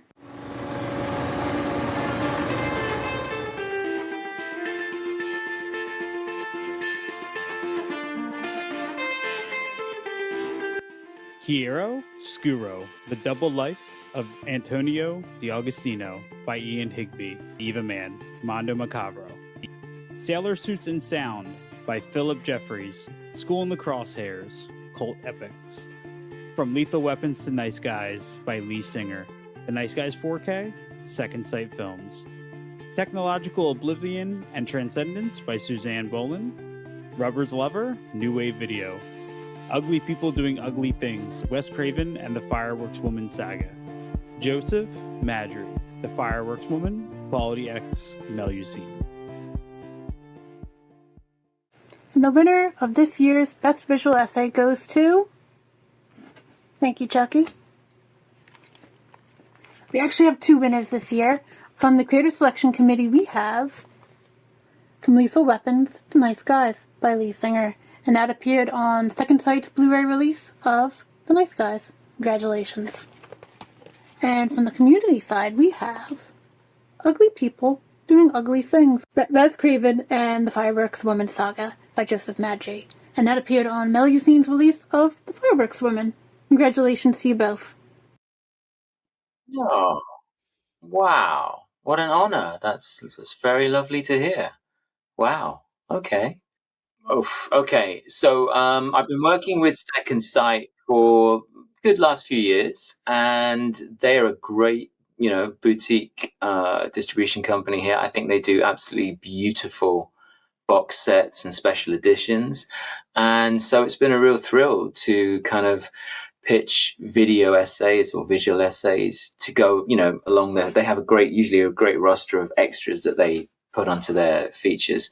And so, it's the idea is always try and come up with something that, gives a bit of additional insight or analysis or commentary, alongside the booklets and, the audio commentaries. You want it to be its own sort of standalone piece.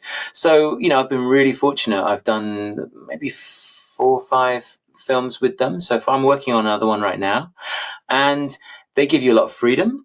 So I would like to shout out the people at Second Sight who, obviously Chris Holden, who got me involved in the beginning, and Philip Escott at the company, who puts in a huge amount of work, just getting material. Because obviously the thing with a video essay is you need the clips and the films to put together, for sort of broadcast quality, whatever. But it's, they give me a great amount of freedom and support. So I'm hugely thankful to them. I usually add in some additional music. So there's a guy called Joshua Knox over in the UK who makes original music. He's on, if you go on Instagram, Some Nights Records, that's him. You can check him out there. But I feel that adds a lot to it as well when the music kicks in.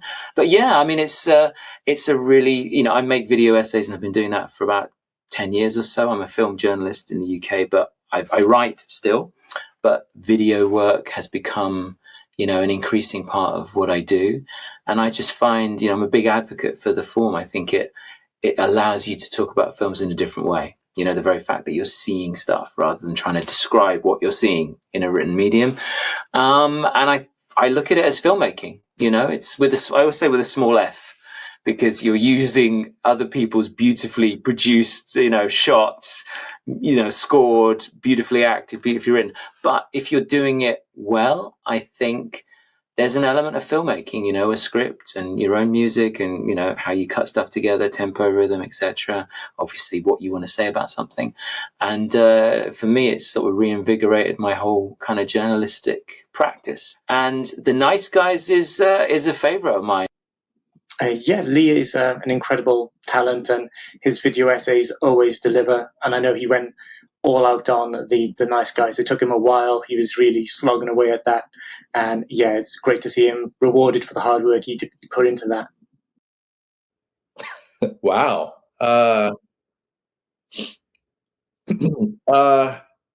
Yeah, that's wild, man.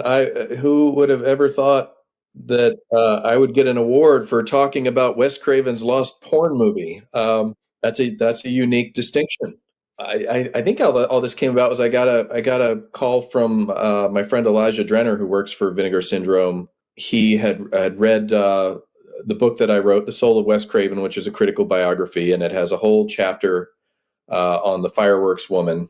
He said, we'd love to have you record something for this Blu-ray release. We're putting out the original theatrical cut of the fireworks woman, which I had not seen at that point. So that was exciting news for me. I dug up a lot of information on the fireworks woman when I was researching the book, but it was kind of bits and pieces. There were certain people who didn't want to talk about it for, maybe obvious reasons. And, it took some real digging. And the big discovery came about because of a conversation I had with Roy Frumkes, who was a friend of Wes's in the mid '70s, and who is also part of the Blu-ray release of The Fireworks Woman. There's an interview with him on there, and he just kind of casually mentioned at one point we were talking. Wes wrote this script for this film, and one of the people he shared it with was Norman Mailer, who was also working on some films in the same post house in New York where Wes was working. And so he showed the script to Norman Mailer. Mailer supposedly liked it.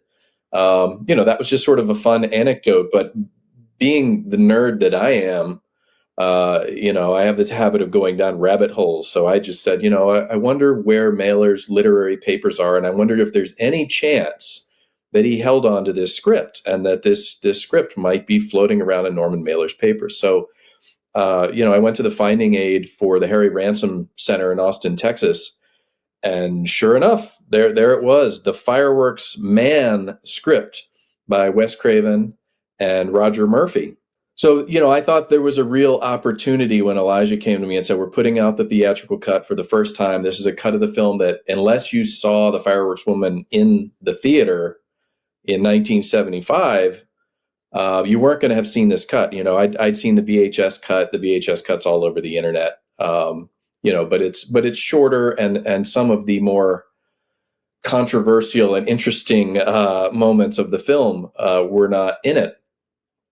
So I thought here's a real interesting opportunity to talk about what Wes's original plan for the film was, what he wrote down, what's in the script, and to do kind of a compare contrast with the theatrical cut. So two different kind of versions of the story that really until this release, people didn't know. I mean, you can go to the Harry Ransom Center if you want and read the script; it's there.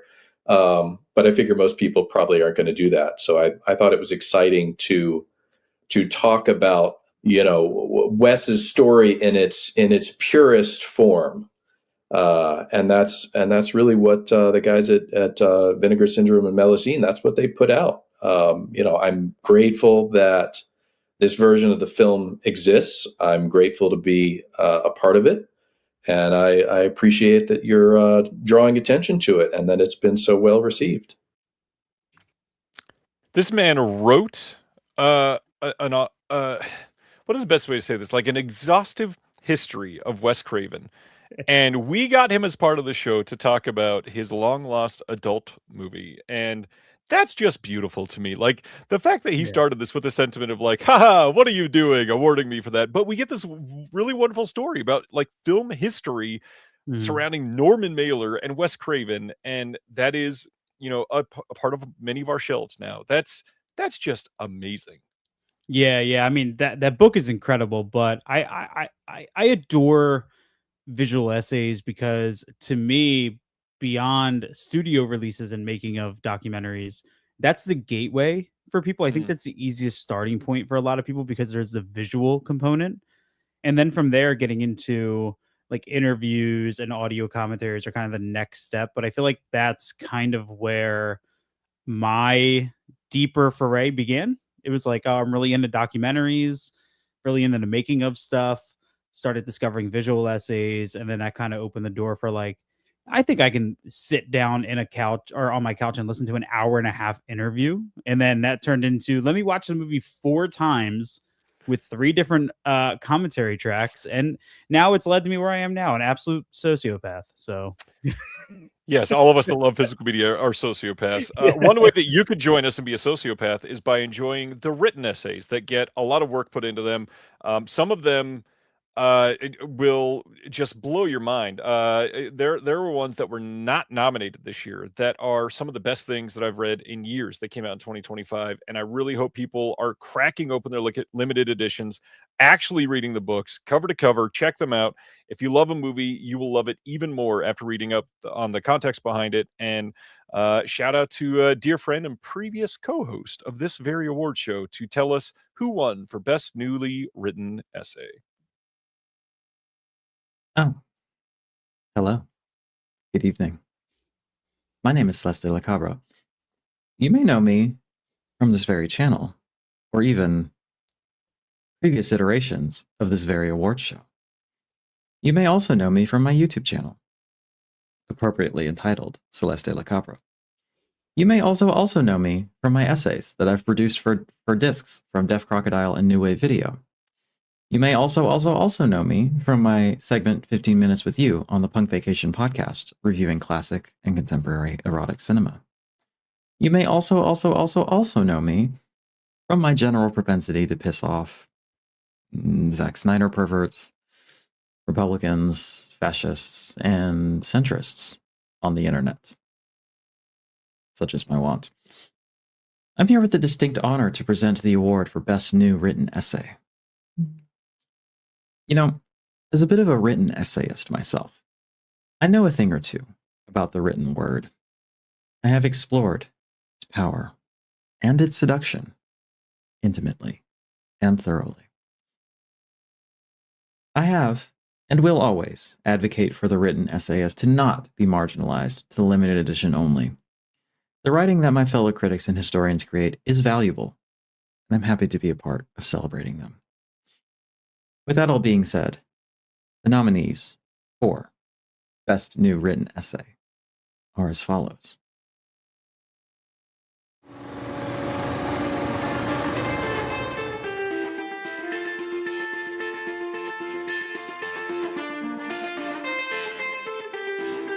The Eva Man films by Ismael Fernandez, Eva Man, Mondo Macabro. The Innkeepers by Heather Wixson, The Innkeepers 4K, Second Sight Films.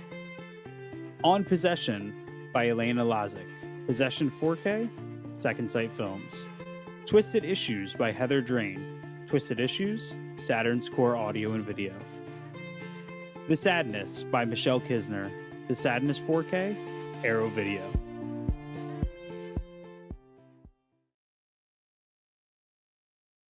And the award for Best New Written Essay goes to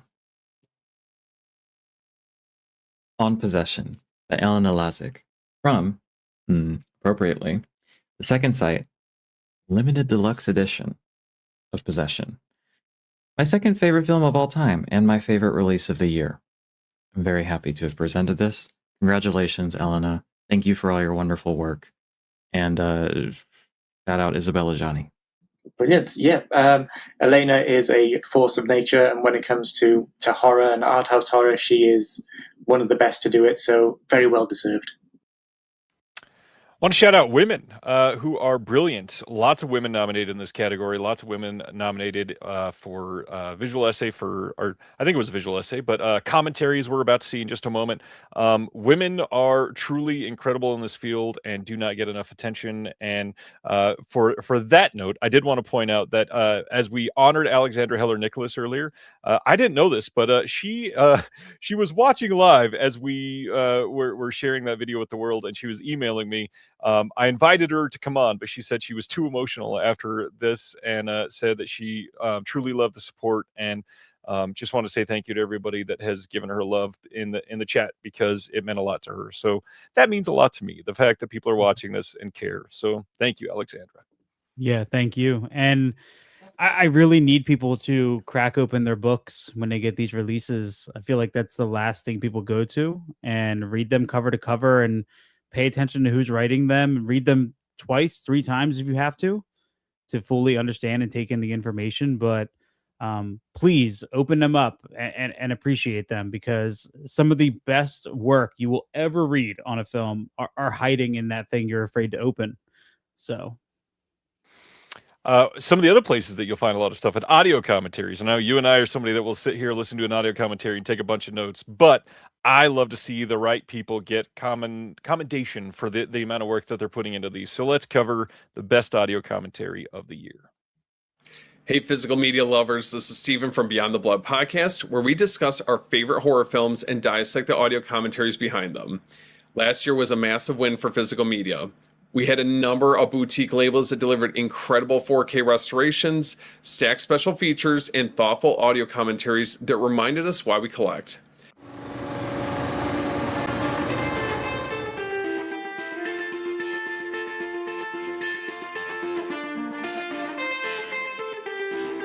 Alexandra Heller-Nicholas and Allison Taylor, Possession 4K, Second Sight Films. Frank Sebastiano and Mike Hunchback, Dirty Work 4K, Vinegar Syndrome.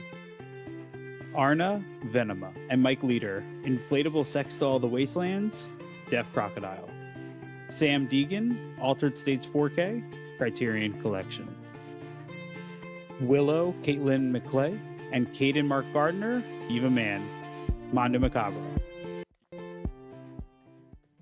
I'm honored to be announcing the winners for Best New Audio Commentary. The Creators Selection Committee winner is Alexandra Heller-Nicholas and Allison Taylor for the Possession 4K release from Second Sight Films. And the community winner is Sam Deegan for the Altered States 4K release from the Criterion Collection. Two incredible selections and a reminder of why physical media and the voices behind it matter so much. Audio commentaries keep these films alive, deepen the experience, and connect us to the art in a whole new way. I'm Steven from Beyond the Blood, and I'll catch you guys on the next episode. Well, I don't know about Ali, but I'm absolutely tickled pink. And as much as I would like to take credit for this, I think it's really worth pointing out that I was really there to kind of facilitate Ali, who literally wrote the book on possession. This is, I will accept sharing this prize, this award, but it's really Ali and her amazing film brain. And I guess, Ali, your dedication to this film extends to the point that you're doing this video while you're in Berlin. I mean, it just felt right. It felt right. No, I think I was coming on here to say the opposite, which is I think a lot of credit goes to Alex. And the joy of lighting a bong for Bob, I will never forget. Just kidding. But yeah, I'm in Berlin, which is just so fitting. I've just come a couple of hours ago from checking out the red carpet. I stood there in the rain with my little hood on and got absolutely soaked, but it was well worth it. And then I get to come back and talk about Possession. What a dream come true. I'm a film nerd heaven right now. But yeah, I'm super stoked and very happy that we got voted for. That's so kind. I'm just a film nerd doing what film nerds do. And you do it so well. We would have obviously Chris and Phil and, the great Daniel Bird, of course, in Possession. All roads lead back to Daniel. Yeah, so obviously they're very much a part of this story. Like, we quite literally wouldn't have done this commentary without those people being involved. Daniel in particular is, somebody that I know that we're both immensely grateful to for a whole bunch of reasons. Mm. Yeah, thank you. We're so tickled. It's really amazing. Could not have written that book without without his input. He is the possession expert, having spent so much time with Jaworski, and so I've learned a great deal from him. I've learned a great deal from Alex, and yeah, it's just it's really exciting. So thank you, Ryan.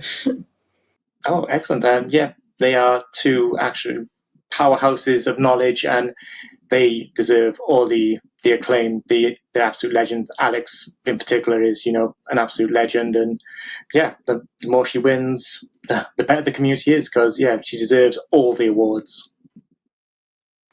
Possession, taking it away tonight. I know a lot of people in the chat are noticing, Possession got a lot of attention this year, which is great because it came out late in the year, but also I understand the ire some people have with that because it has been released so many times. But I know something that you and I have talked about before are definitive editions. And as of this point, there is no reason Possession ever needs to be released again unless it's coming out in the US because it's not had a good, proper, current release of it, or like Italy or Germany or somewhere like that. You've got a proper Australian release. You've got a proper UK release. I think we can probably let it rest after that. Yeah. I think it's time to start working on something else. So this is the definitive release, and I mean, it's incredible that it's getting so much attention because the work behind it is years in the making, and this was talked about so many times over what I feel like has been the last 3 years. We knew it was coming from Second Sight. Everybody had very high hopes for what was gonna come from it, and I think when that announcement officially came out and people saw what was going to come, it tickled a lot of people in just the right spot. You know what I mean? What a way to say that about that movie. On that note, I think it's probably a good time to head to our next giveaway, which is, I believe, for another Odyssey gift card. Is that right? It is. Yeah. Odyssey Movie Store giving away another $25 gift card, and kind of themed this one pretty appropriately, I think. So whoever's first is going to win the gift card. Your question is, the first recorded audio commentary was on a Laserdisc release in 1984. What film featured that commentary track? I know this has been up to debate for a couple people, but it's pretty documented that this first film got it. I read you say in 1969. That was a good try. Um, Look at that on the immediate. I got to be honest, since he already won one, I'm going to give it to the next person. Sorry, Robert. I'm going to share the love a little bit. Next one was Robert Hubbard of this is weird to know this offhand, but Robert Hubbard in Kansas over there winning for somebody else. I'm gonna give that one to Robert. Sorry, Robert, or the other Robert that is missing out on that one. And congratulations! Look, Robert's all around. Yes, it was a Criterion King Kong release that got the first commentary on Laserdisc. Mr. Hubbard, we will get you a discount code for $25 at odysseymovies.com. And Robert Francis, god dang, on the trigger with getting two of them right tonight. The first, amazing, very well done. That was astonishing. Possession is an incredible release. It is a single feature release, and we always, as we all saw from somebody commenting earlier, it's not fair for box sets to compete against single features. So let's discard some of those and talk about the best single or double feature release of the entire year throughout the entire world.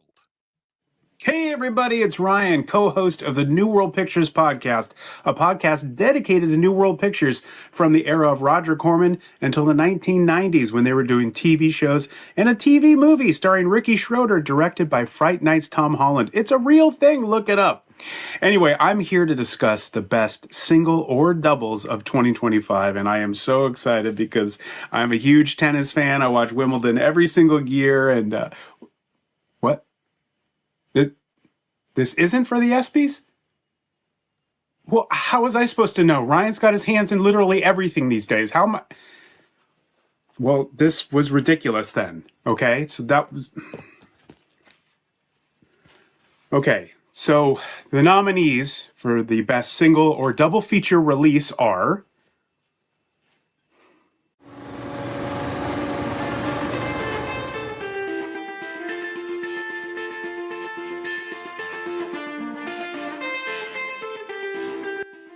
The Beyond 4K, Grindhouse releasing.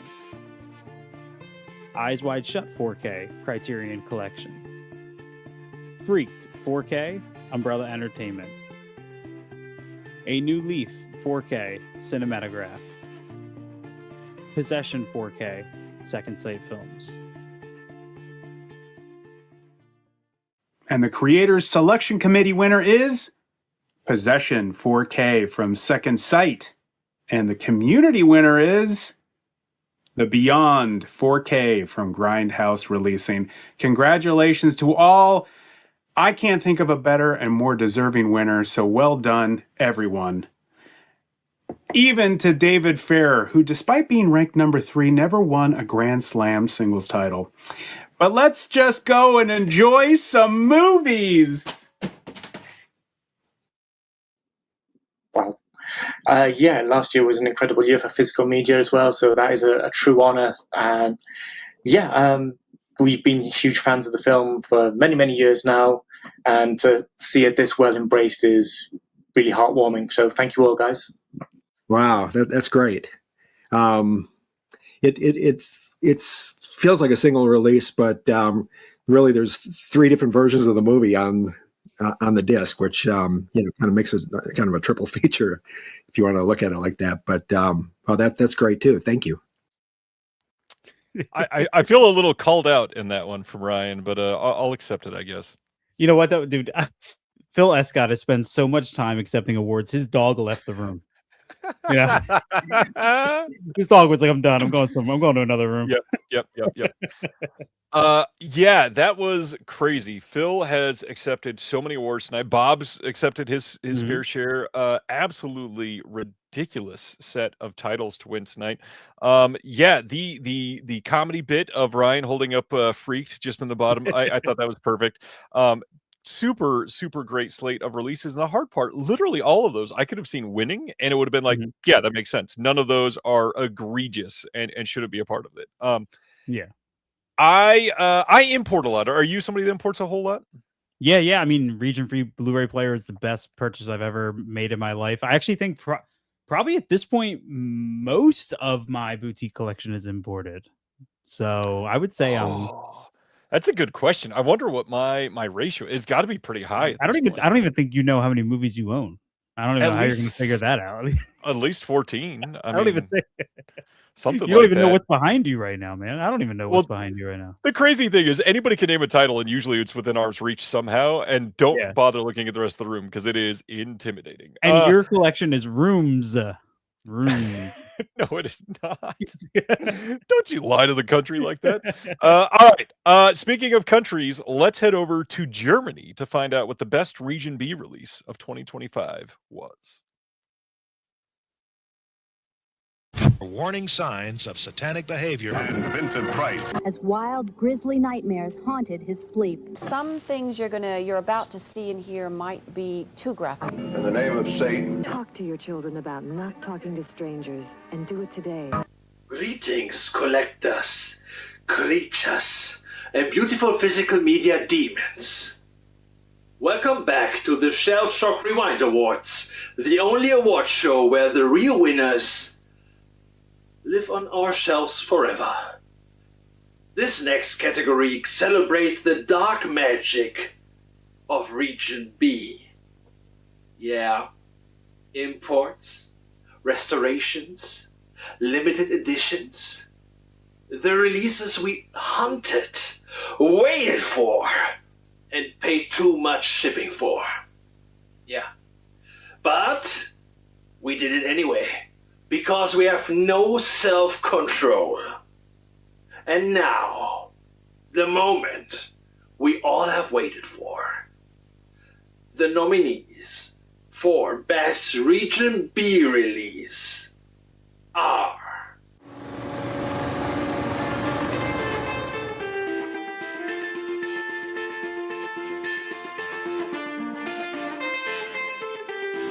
The Curse of Frankenstein 4K, Hammer Films.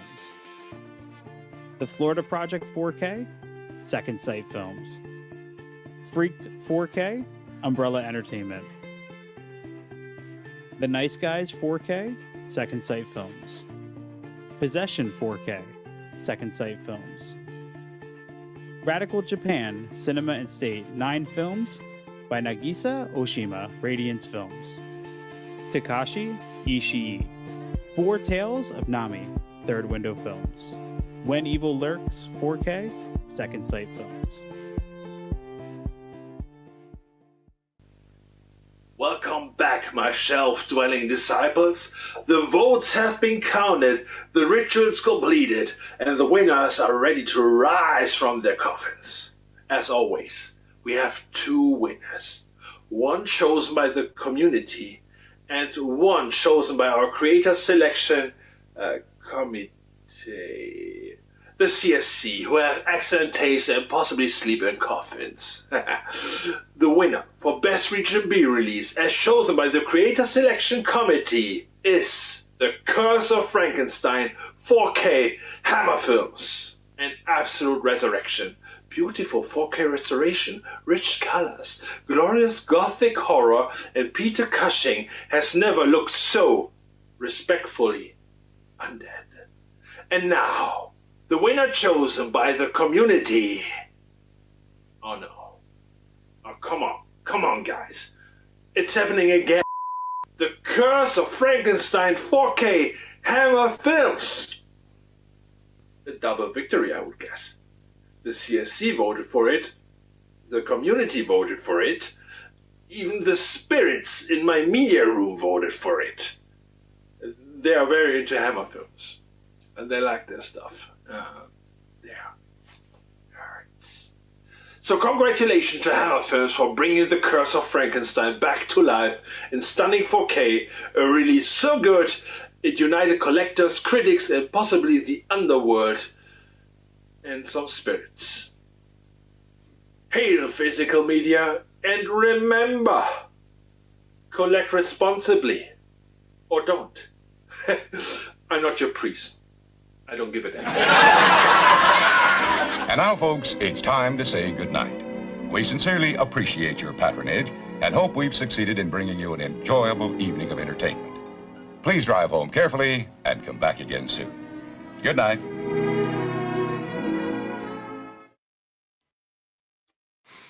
with the upset of the night. I do got to say, though, I think this is incredibly well deserved. For those of you that have not picked up the Curse of Frankenstein disc from Hammer, and I shouldn't say disc, it is, I think, a 6-disc release, which is maybe it's 5, so 5 or 6 discs. It is absolutely a remarkable pickup. The essays in this thing are incredible. Just an astonishing pick overall. I'm so glad this is out there. Did you pick up this box? I did not, but I have a few of the new Hammer releases, and talk about a company really embracing not just the collector fans of theirs, but the just journalistic researching side and putting everything on the table out there. It's absolutely incredible what they've been doing. And I think other studios need to take serious notes because Hammer is just continuing to crush it release after release, even beyond the big giant ones. Even Yeah. their more minimal ones are as expansive as they can possibly be. So I'm glad they're getting some attention here. Well, and you and I live in Region A, so many of the discs that we pick up are Region A films. And the overall presenters for tonight, we're going to keep it to us for Region A. So let's just talk about what the nominees are, and let's roll that beautiful bean footage. Here we go.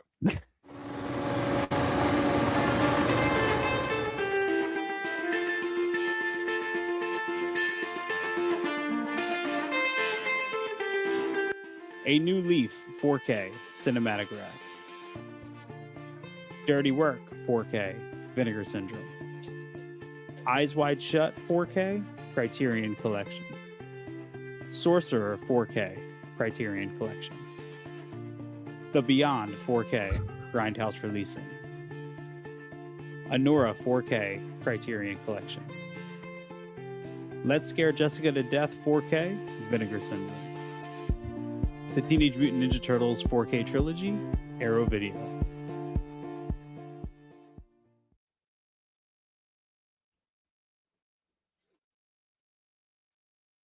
So this might be the most stacked category of the entire night. I had a terribly difficult time picking the best one for this one. And funny enough, I kind of think I ended up with a New Leaf. I think that one, what was that? That's the one I voted for. But let's talk about what did end up winning. And the winner for both the CSC and the community is, why don't you share it? The Beyond 4K from Grindhouse Releasing. An Again. astonishing release. 6-disc limited edition set. It is a crazy, crazy pickup. Everybody should check that out. Let's Scare Jessica to Death, another beautiful one. The cinematograph release of A New Leaf, astonishing. Dirty Work from Vinegar Syndrome, all well and good. But of course, because it's somebody that we've seen tonight, we got to have Mr. Bob Murawski on to talk about his win for the best Region A release. That's great. I mean, when I think of so many releases that came out last year, and I'm friends with a lot of the labels. So David Gregory at Severin, Joe Rubin at Vinegar Syndrome, Don May at Synapse, Bill Lustig at Blue Underground. I mean, all the incredible things that they put out, and it's a little overwhelming. I was afraid with the Beyond we would just sort of get lost in the shuffle because there were so many good things coming out. But yeah, I mean, that's something to be really proud of as well. So thank you. Grindhouse does an absolutely remarkable job on every single one of their discs. You can pick up their new one right now, which looks insane. I am so excited for people to pick that up and go, why did I purchase this? Because this is so wild. But the big thing is they always award people for purchasing their disc because they've got bonus films, they've got bonus features like crazy, they've got beyond ridiculous insight on all of the extras. I cannot wait for Scarlet Warning 666. It looks insane. Check that out on their website now if you are into it. It is strictly limited. But one thing that was limited that you might be able to win right now, because it's time for our next giveaway. Chris, what are we giving away next? Ooh, okay. So this is coming from me. I kind of wanted to, spread some good wealth out there and treat some people to one of my favorite box sets of last year. I'm going to be giving away my own copy of the V Cinema Essentials Bullets and Betrayal from Arrow Video. I bought this right from the get-go. I did watch every disc. I treat my stuff immaculately, I promise. and this is an absolutely incredible set. And I kind of want to spread the wealth and give it to somebody who's going to answer this next question as perfectly as possible. So, And obviously, if you already have it, please hold off. You don't need to answer and win a second copy. So please, if you already have it, let's just let other people have a chance. yeah, of course. So, here is your question. During a 2019 interview with Howard Stern, Russell Crowe wished 2 of his films would get a sequel. The Nice Guys was his first, and what was his second? I love The Nice Guys, by the way. Great movie. Aw. What is the second Russell Crowe film that he wish got a sequel? Answer in the chat. If you're the first one to answer, you can win the Arrow Video V Cinema box set from Chris himself. It was not Master and Commander, like 2 people said immediately. Although I got to admit, Master and Commander would have made a pretty decent sequel. Good sequel. Yeah. Laurent said romper stopper, and oh my god, that is hilarious. Wow. Somebody answered, but I'm going to give it to Couch Odyssey because the first one to answer was my wife. My wife got it right. We already had the box set. Good job, baby. But Couch Odyssey has won for the night. LA Confidential is the correct answer. And Couch, you can go home with that beautiful box set. Email me at shelfshockrewind@gmail.com. That romper stomper answer was hilarious. Absolutely threw me off. And how did my wife just win that? What the hell? She's on it, Congrats. man. She's on it. That is amazing. Yeah, he forgot about virtuosity. I bet he wants to forget about virtuosity. One thing that we're not forgetting about is incredible box sets. So let's check out the win for best box set of 2025.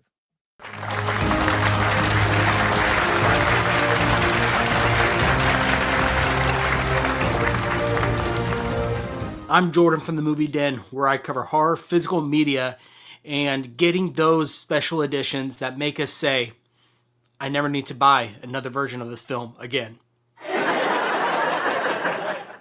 I'm here to present the category for Best Box Set, honoring the releases that deliver the full package, presentation, restoration, and all the extras that are really worth digging into. And now, here are your nominees.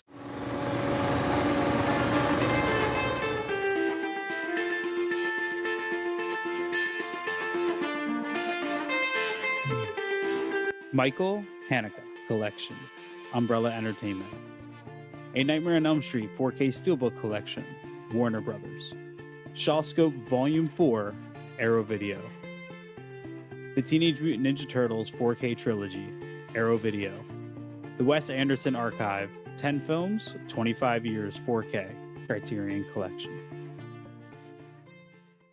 And now we've come to the results for Best Box Set. Now this category recognizes 2 winners. One was selected by the Creators Selection Committee, and the other was a community vote.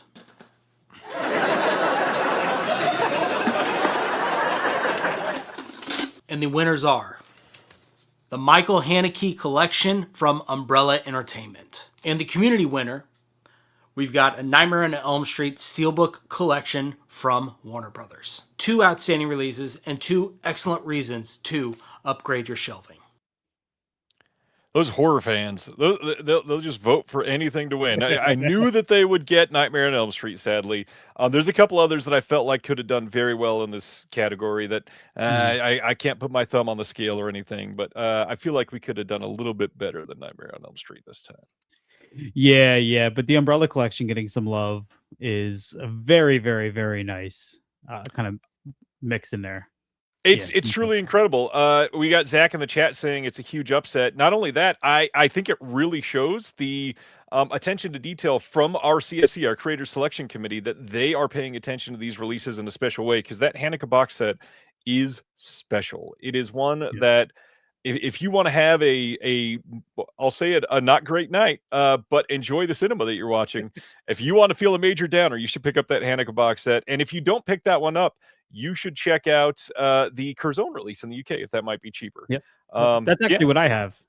I have the Curzon release, and I was having a great day until I watched Benny's video on a random pick one day. And that was a bad night after that.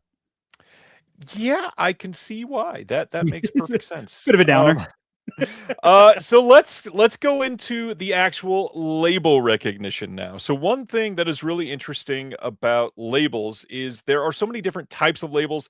They obviously focus on genre sometimes, they focus on world cinema sometimes, they focus on certain things, but it's kind of easy to break these up into those that are releasing around 15-ish or less releases every year, and those that are releasing a much larger number than that usually. So we have our small slate boutique labels and our large slate boutique labels. So let's start with the small slate boutiques, and let's throw it over to that one. Hey everybody, Jason Kleberg here from the Force 5 podcast. There are a ton of small slate boutique labels out there, and they are doing fantastic work. Whether it is finding an old gem that you've never heard of before, or just sprucing up an old favorite, they're making sure that these films look and sound as good as possible with sometimes very limited resources. Here are your nominees for the best annual slate from a single small slate boutique label.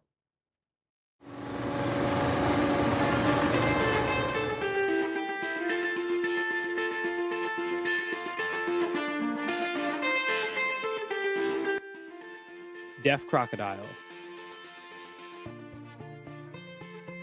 Fun City Editions, Connie Releasing, Second Sight Films,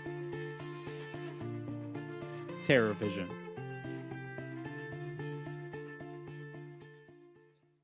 All of these nominees deserve your attention, so please check them out and support them. But we gotta have a winner, and this year the Creator Selection Committee winner are my homies, Deaf Crocodile. Congratulations.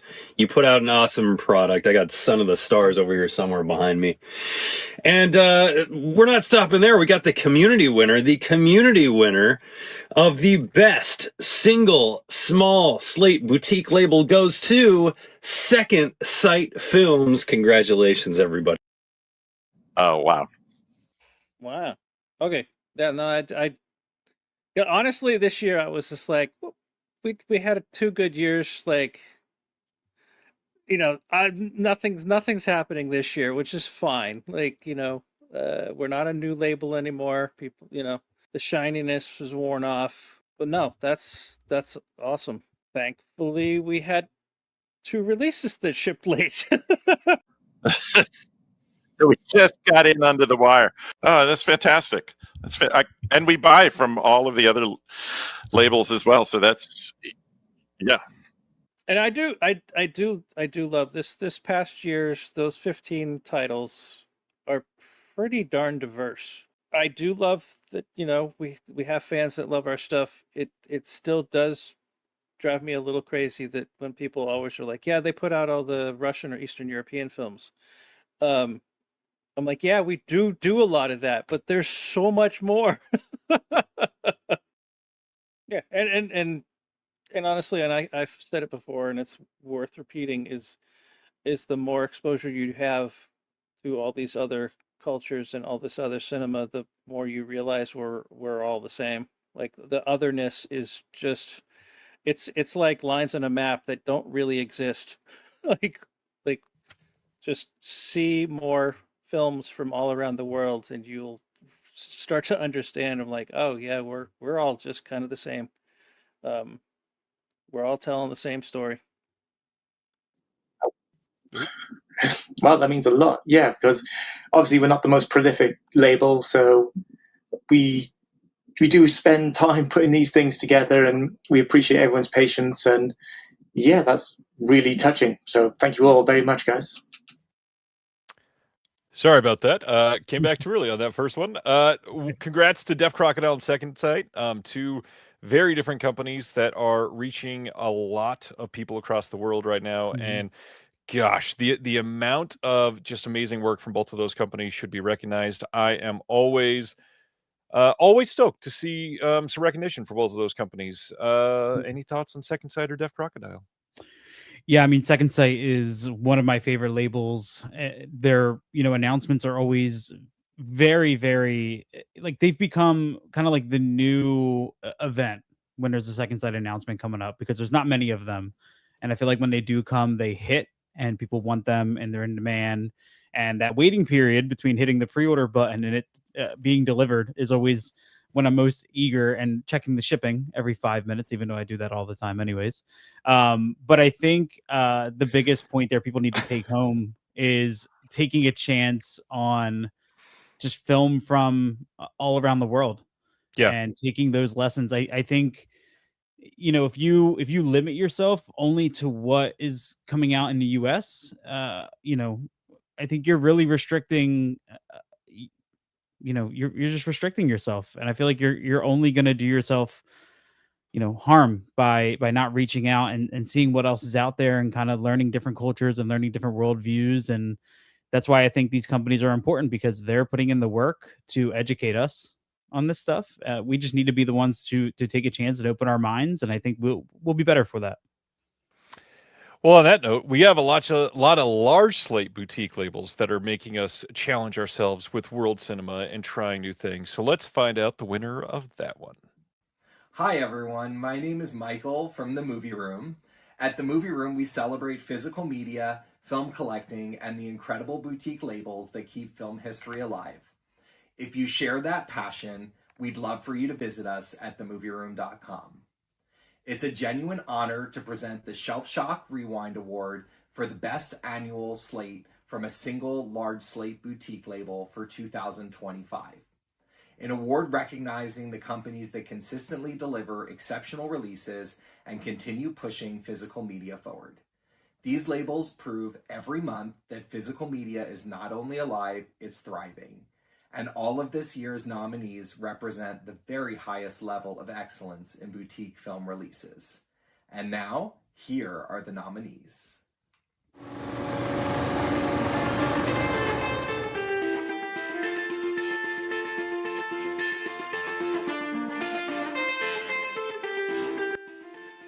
Arrow Video,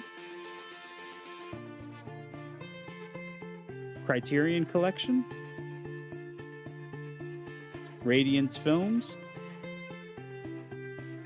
Umbrella Entertainment,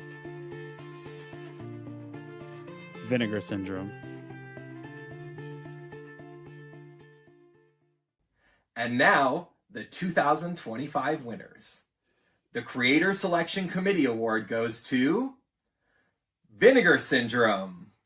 I want to personally say that I'm a longtime supporter of Vinegar Syndrome and their mission of film restoration and preservation.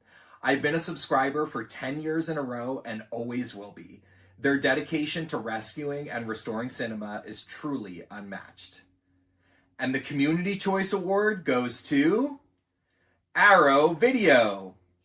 Arrow is also incredible, and I own hundreds of their titles, including some of my all-time favorites. Vinegar Syndrome, Arrow, and all the other nominees continue to prove that the passion for physical media remains stronger than ever. Thank you for allowing me to present this award, and thank you to everyone who continues to support boutique labels and physical media. Wow. Holy moly. Well, thank you very much, everyone. I don't know what to say. I mean, we are incredibly fortunate to get to do what we do and that people are into it and that they keep coming back for more. And, we're very fortunate that we've developed some great relationships with studios and rights holders that trust us with their IP, their catalog. And, that's why a company like Warner or MGM will give us a chance and let us do Teenage Mutant Ninja Turtles or the Dollars Trilogy or all these big titles that a few years ago would have been crazy to dream that we would have ever gotten the chance to do any of those. And based on what I know, 2026 is going to be even crazier. So there's tons of stuff I wish I could tell you, but you'll have to wait and see. But it's all very exciting. So thank you very, very much to everyone who voted for us, and we'll try and keep impressing you and giving you more reasons to come back to Arrow Video as much as we can. Jeez. Yeah. Oh, thank you. Awesome. Thank you guys for voting for us. very much appreciated from everyone in the restoration and film preservation community, everybody, the fans, everyone who's done this, and we can't thank you enough for it's a lot of work, as I'm sure other labels know as well, and but at the same time, we don't plan on stopping anytime soon either. So very excited about this. So thank you very much, and stay tuned for what's coming up. Hell of a year in 2025 for these large labels. Any thoughts on VS or Arrow? Yeah, I mean, both well deserved. I'm more shocked that Mike from the movie room has been a subscriber for 10 years. That's a long time to subscribe to Vinegar Syndrome. That is legendary. Yeah, I mean, there's a lot to be excited about from every single label. I think Vinegar Syndrome and Arrow is just consistently knocking it out of the park. A, with just the wide variety of stuff they're putting out, but B, the presentation, the discs are always fantastic. So I think it's very well earned on that front. I got to shout out Slave to Cinema brought up The Good, the Bad, and the Ugly didn't get any nominations, but it's one of the best of last year. I really agree. I think it got like 2 nominations, and it didn't quite get enough to be able to be in a list of nominees. I think the reason is people looked at all 3 of the trilogy, sadly, as like one release, and it's kind of hard. You can't vote for like the Man with No Name trilogy. So yeah, I get it. I wish that it would have been recognized, because they truly are absolutely the astonishing peaks of those films for sure. Yeah, I'm surprised The Mask 4K didn't get any nominations, because whoever has watched that, it looks and sounds phenomenal. It looks ridiculous. Before our next giveaway, I'm always excited to hear about new labels cropping up. So let's find out who the best new label of 2025 is. Hello and welcome to another category of the Shelf Shock Rewind Awards. My name is Michael Vyers, and I am the host of the Shameless Picture Show podcast. For those of you who may not be familiar with my podcast, the Shameless Picture Show is built on the concept that everyone, no matter who you are, no matter how much of a cinephile you are, has a list of shame. A list of movies that for whatever reason you have missed or not seen. And what we do on our show is we watch it together, we discuss it, and we have a really open, candid conversation that is filled with positivity and has no gatekeeping and no judgmental feelings. So, keeping with that feeling of positivity, a lot of people will try to tell you that physical media is on the downswing, but I don't believe that for a second, because there's more and more boutique labels popping up every single year. So I'm here to introduce the nominees for the best new label.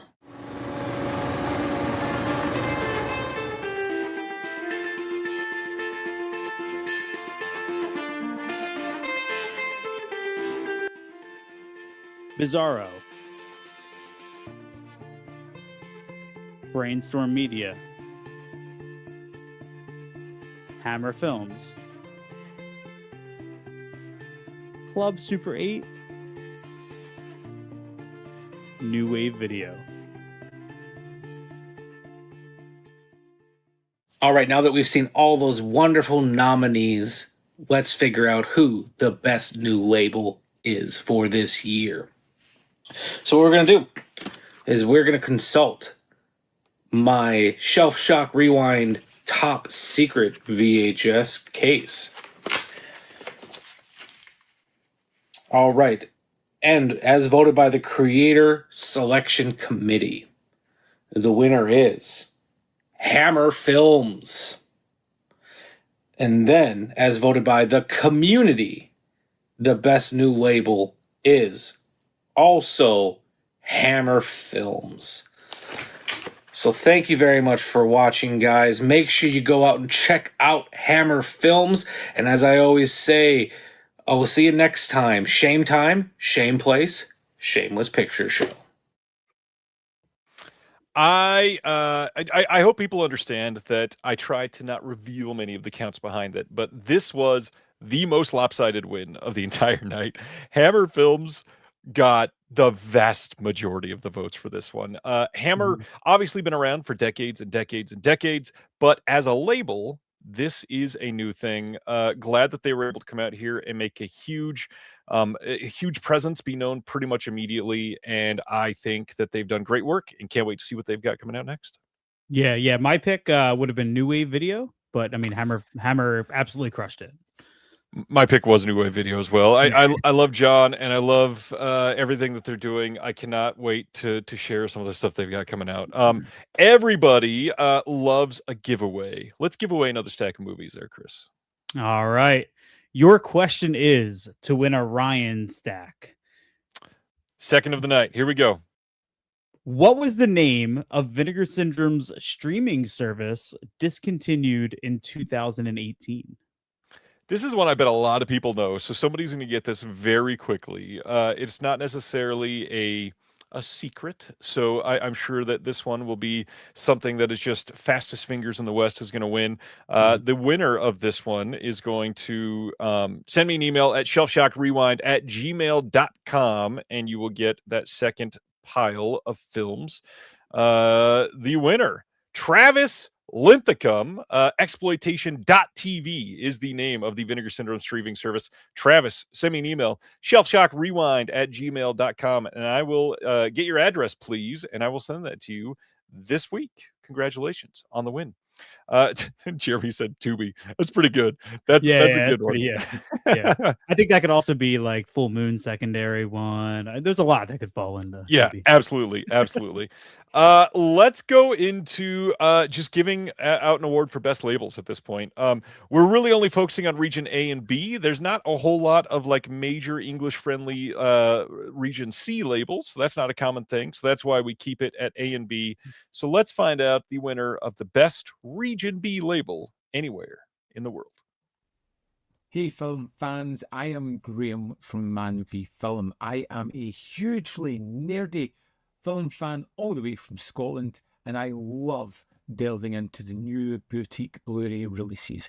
There is nothing more satisfying than ripping open a new film, looking at the packaging, putting on the extras, and enjoying the amazing transfer of a film that I'm just discovering. And for me, the discovery aspect of these releases are something that's truly transformative, really expanding my knowledge base and my passion for film, which is why I'm here today to talk about the best Region B label.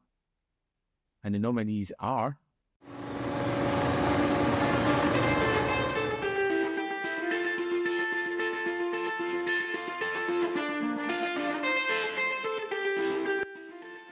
Arrow Video, Imprint Films, Radiance Films, Second Sight Films, Umbrella Entertainment. So what is the best Region B label? Can I get a drum roll, please? The Creator Selection Committee has voted Radiance Films as the best Region B label. But the community have chosen as well, and their choice is Radiance Films as well. Well deserved. I love their releases. I cover as many as I possibly can, and I think they're a label who have been running for 3 years and done terrific stuff. I can't wait to see what they're going to bring out in their 4th year. Well done. About time. We got some love for Radiance here. I love that we pull it out at the very end of this. Radiance absolutely deserves this incredible label. You and I haven't talked much about Radiance. Have you picked up much from Radiance? Yeah. I mean, I have quite a few. I think the Dai Gothic sets are some of my favorite in my collection. I just picked up a couple titles at the Barnes & Noble 50% off sale. Radiance is one of those labels that I can blind buy and be very excited for and have really like high confidence that I'm going to enjoy what they're putting out. I also just love their presentation. Like I absolutely love the OB strips and stuff. They're one of my favorites, man. They're incredible.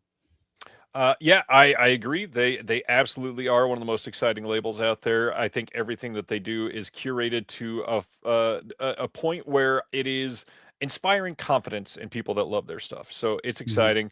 Love that people appreciate them and trust them and put stock in what they're putting out. And it showed in the vote. So congrats, Radiance. That's a big deal.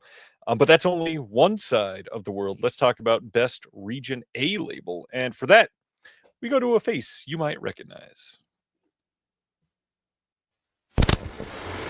Greetings, everyone out there watching the Shelf Shock Rewind Awards. My name is Joe Lynch. I'm Becca Howard. And we are the hosts of A Couple of Old Fashions with Becca and Joe, the video podcast for movie lovers by movie lovers, where each week we come up with a theme. We each pick 2 titles that neither of us knows which one. We come here, we talk about what the movies are. We then go to that couch, watch the movies, then come back and discuss if in fact we have created the perfect double feature. Especially for date night. Yes, date nights especially. You can watch seasons 1 and 2 currently available on YouTube, or if you're more oratorially inclined, it's also available wherever you get your podcasts. But enough shameless plugging of our I'll get rid of all the plugs. There you go. Go on. Speaking of shameless, Ooh. we are here to talk about the many beautiful labels and companies that do what we consider to be God's work. Cinema gods. Cinema gods, taking titles from the past, from current film lives, forgotten gems, cult classics, and bringing them back to the world in beautiful restoration, Blu-rays and 4Ks. I.e. our favorite movies usually. And as lovers and collectors of physical media, we are thrilled to be announcing the nominees for the Best Region A label. Yes, sadly, while we love every single one of these companies and every piece of work they put out there, as in any competition format, there can only ever be one winner, but the nominees are all winners in our hearts, and here they are.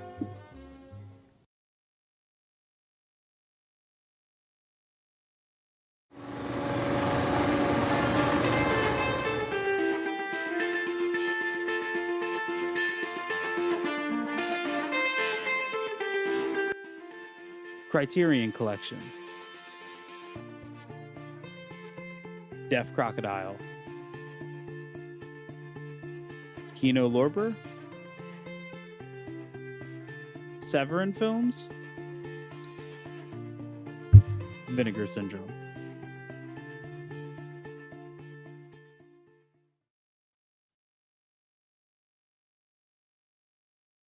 And there are the nominees and the winner.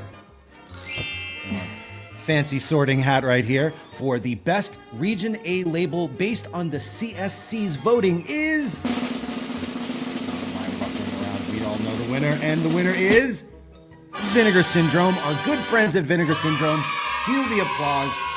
We love Vinegar Syndrome. We have many friends at Vinegar Syndrome, so congratulations to Vinegar Syndrome for those titles. Also, I just so happen to have a few Vinegar Syndrome titles right here, including the brand new 4K of Troma's Terra Firmer, which I am in copious amounts of. No bias. No bias at all. But also, one of the greatest movies of all time, Mac and Me. Yep, there you go. The Vinegar Syndrome knows the classics, and they are here to bring it to you. So there you go. Oh my god, amazing. Yes. Of the Best Region A label as voted on by the community is... Is it wet? Yeah, what have you been doing to these while I've been away? Quite moist in the physical media realm. Criterion Collection! Yay! Yay! Criterion Collection. We love Criterion Collection. We love the closet. We love the channel. But most importantly, we love those goddamn discs. I just so happen to have a few with me. One, just to give you a swath of the kind of things they do. Winchester 73, the very first of the Anthony Mann, James Stewart Western collections, Nice. released originally in 1950, but then again last year with an amazing amount of new features, commentary from James Stewart, so many things, and newer releases like the Academy Award winning Anora from our beautiful friend Sean Baker. This is the definitive release with all of the making of, all of the commentaries, the can panel, all the 4K, all the Blu-ray. You haven't quite seen Anora until you've seen it like this from the Criterion Collection. So while we love all the nominees and we appreciate all the hard work you do, obviously we can only have two winners, and that is Vinegar Syndrome and Criterion. Congratulations to all the winners. Oh, yes. Oh. Yes. And keep physical media alive. Let's make a double feature out of some of these Criterion Collection Vinegar Ooh. Syndrome. Marry them up. I say Terra Firma and Anora. Done. Done. Cheers. Cheers.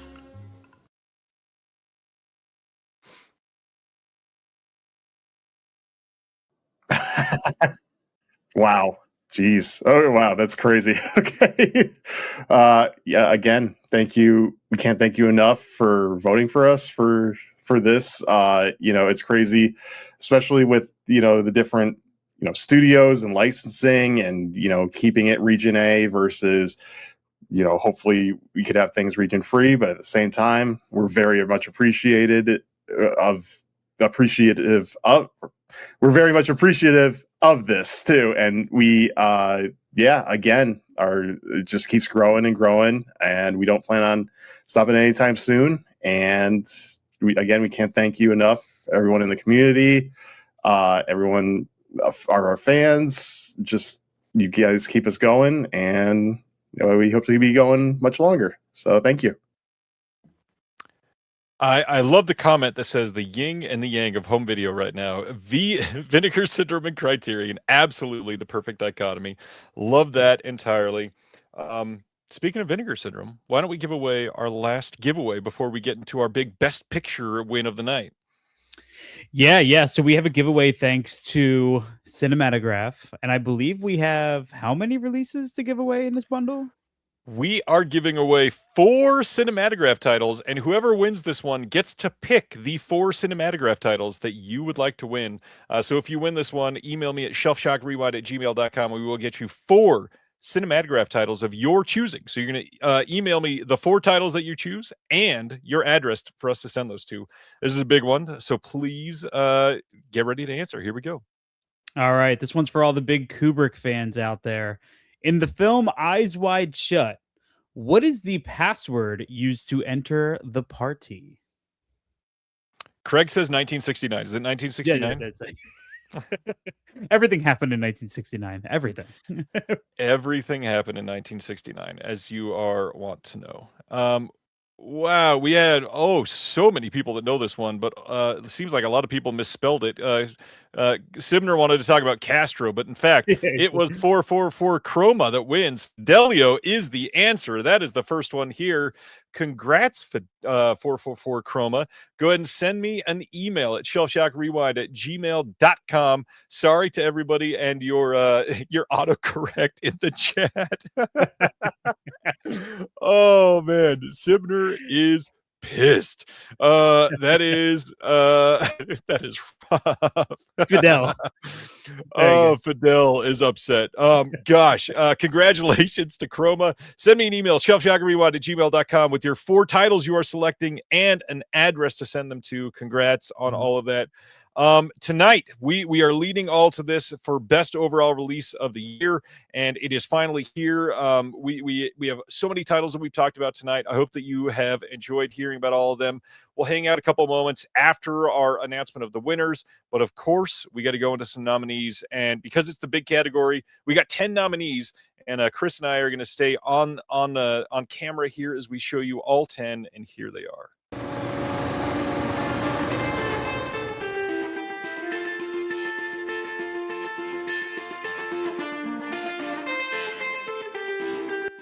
The Beyond 4K, Grindhouse releasing.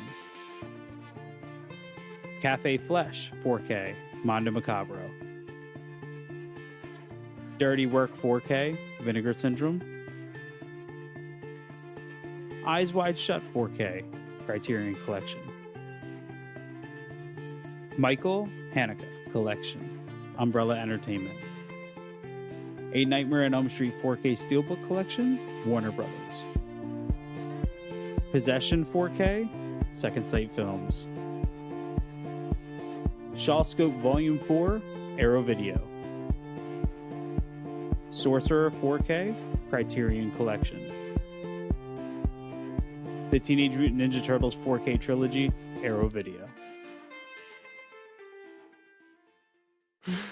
Can I say, it is so funny that we're like, most of these are like high art, like really nice titles, Michael Haneke, and then we end with Teenage Mutant Ninja Turtles Trilogy 4K as the last title to discuss. So these are all of our nominees. Guesses for who's going to win. Who did you vote for this, Chris?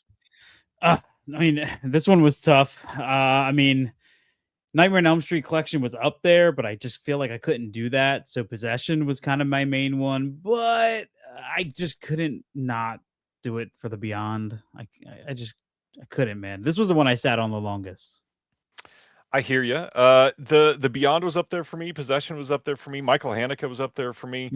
Before we announce, this is our last thing of the night. So I did want to say, this is my fourth and final Shelf Shock Rewind Awards. We hope to have somebody else continue this next year, but I did want to say thank you for everybody that's made this a very validating experience for home video over the last 4 years.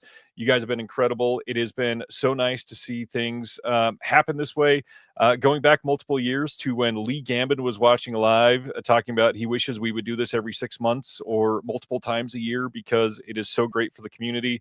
And now we've lost Lee since then. It's been a crazy journey through this whole thing. Even the very first year when we did this live, we had a couple of the companies that did things like thank the award show for winning live. We had, I think, Vinegar Syndrome that first year even put a couple titles on sale because they won some Shelf Shocks. And now it's a big thing. Like all of these labels are including it in their emails, getting people to vote. It's been a pretty crazy ride to see how this has joined forces in the community and get people all over the world to celebrate. So again, thanks for hosting with me this year, sir. Of course, man. Of course. So to anybody who tuned in to Reconnected on Thursday, I wrote you a haiku in celebration of being on Reconnected. And this time around, I wrote you a poem as a goodbye for you on Shelf Shock Rewind. Do you mind if I read it to you live in front of the world? Please, let's hear it. Okay. So it goes, my shelves are dirty. My discs are clean. Shelf Shock Rewind was once a dream. Ryan and Steven, the work was even. 4 years later, Ryan's leaving.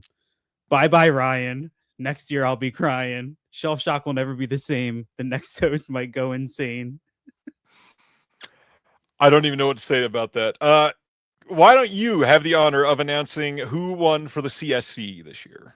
All right. So our CSC winner is none other than Possession 4K from Second Sight Films. I'm shocked. They did not win enough tonight, and of course, that is an obvious win if you are a part of the CSC.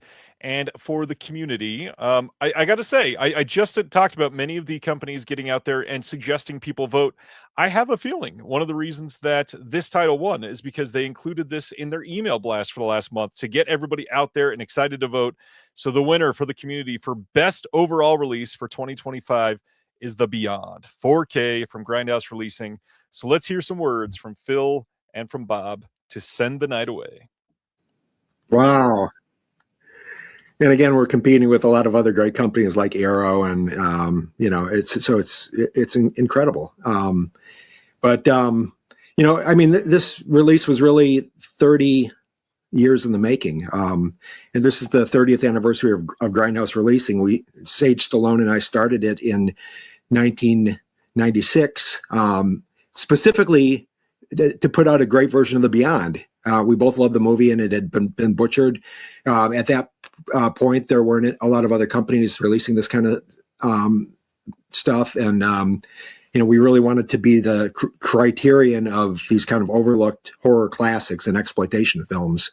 And sadly, Sage passed away a few years ago, but he would be so proud to hear about all of this because The Beyond was. He met with Fulci when he was in Rome working on Daylight with his dad, and Lucio was so excited that somebody was interested in the movie and was going to participate, but then unfortunately he passed away, just as we were getting started. And but we were still able to meet with Sergio Salvati, the cinematographer, and he actually did the first color correction pass, which was the basis of all of our releases. And that was back in 1996. So that's sort of been the basis for everything that we've done since then. And, and on this release, we worked with Fabio Frizzi, who did this incredible new, composer's cut version that he rescored and is included on the disc. And so it's just, it's great. And I also want to, acknowledge the people who I've been working with at Grindhouse Releasing: David Shulkin, Dan Harrington, Tad Legere, who does all of our packaging and has been doing it for years. created like really some beautiful packaging for this movie. Jim Coons, who's sort of our technical director, Johnny Buell, who did the authoring, UC Tegelman, who did this, took care of all the sound, did the remastering of the CD, the mix of the director's cut, or I'm sorry, composer's cut version of the movie. So many people contributed to this release. Al Arnold, who was the colorist, who did such a beautiful job at Photochem. So many supplements. We had these two great guys in Italy finding people and doing interviews. Federico Cadio and Eugenio Ercolani, and it's been such a huge group project that I really wanted to acknowledge everybody, because it's like was such a big thing, and it took so many years. Martin Bean, who did this incredible 100-page booklet that came with the release, and I mean, it was so well researched, and he spent so much time. I mean, I think collectively we all spent probably 10 times as many hours on this release than they probably spent making the movie. But I'm very proud of everything that you guys and of course our customers who bought the movie and voted for us and have supported us all these years. So thanks so much. I'm just so honored. Thank you. Man, that's insane. It's a real honor. What can I say? I mean, you guys are the best, man. Thank you so much. And viva possession. Bob Murawski talks for like 8 minutes and feels like, yay, possession. I love it. I'm ready for bed. Thank you. He's been thanking us for like the last 20 minutes. I get it. Genuinely incredible year for physical media. Thank you everybody for being here tonight. It has been remarkable. My partner at Antenna, Billy Race, says great job, Ryan and Chris. Honestly, way more exciting, unpredictable, and compelling than this year's Indie Spirit Awards. That is kind of sad for the Indie Spirit Awards. But thanks for hanging out here. Just a ridiculous year. Can't wait to see what next year's Shelf Shock holds and what this year holds for physical media. So thanks for doing this with me. Yeah, thank you so much for asking me, man. I mean, you came to me and you're like, "Hey, look, it's going to be my last year, and I really want you to do this." And I was absolutely perplexed, and I didn't know what to say except for yes. And it's one of those things that to me goes beyond just having fun. It means a lot to be here with you and to be here with everybody, and especially for your final year, kind of heading up the Shelf Shock Rewind Awards. So thank you so much, man. I can't express my gratitude enough. Well, as Chris said earlier, he is one of the co-hosts of the Beyond the Blood podcast. Check that out wherever you can get your podcast. And if this is your first time seeing my face, you can check me out everyone under the name The Disconnected, or follow the new label, which is the reason why I'm not doing this next year, Antenna Releasing. Go to antennareleasing.com. And as of that moment, it's kind of hard to host an award show when you are doing the thing that you're giving awards for. So I'm stepping away. Congrats to everybody for tonight. And I'll hope to win one next year, maybe. Thanks, everybody, for watching. We'll see you on Thursday if you're going to be at my show. And until then, have a good time.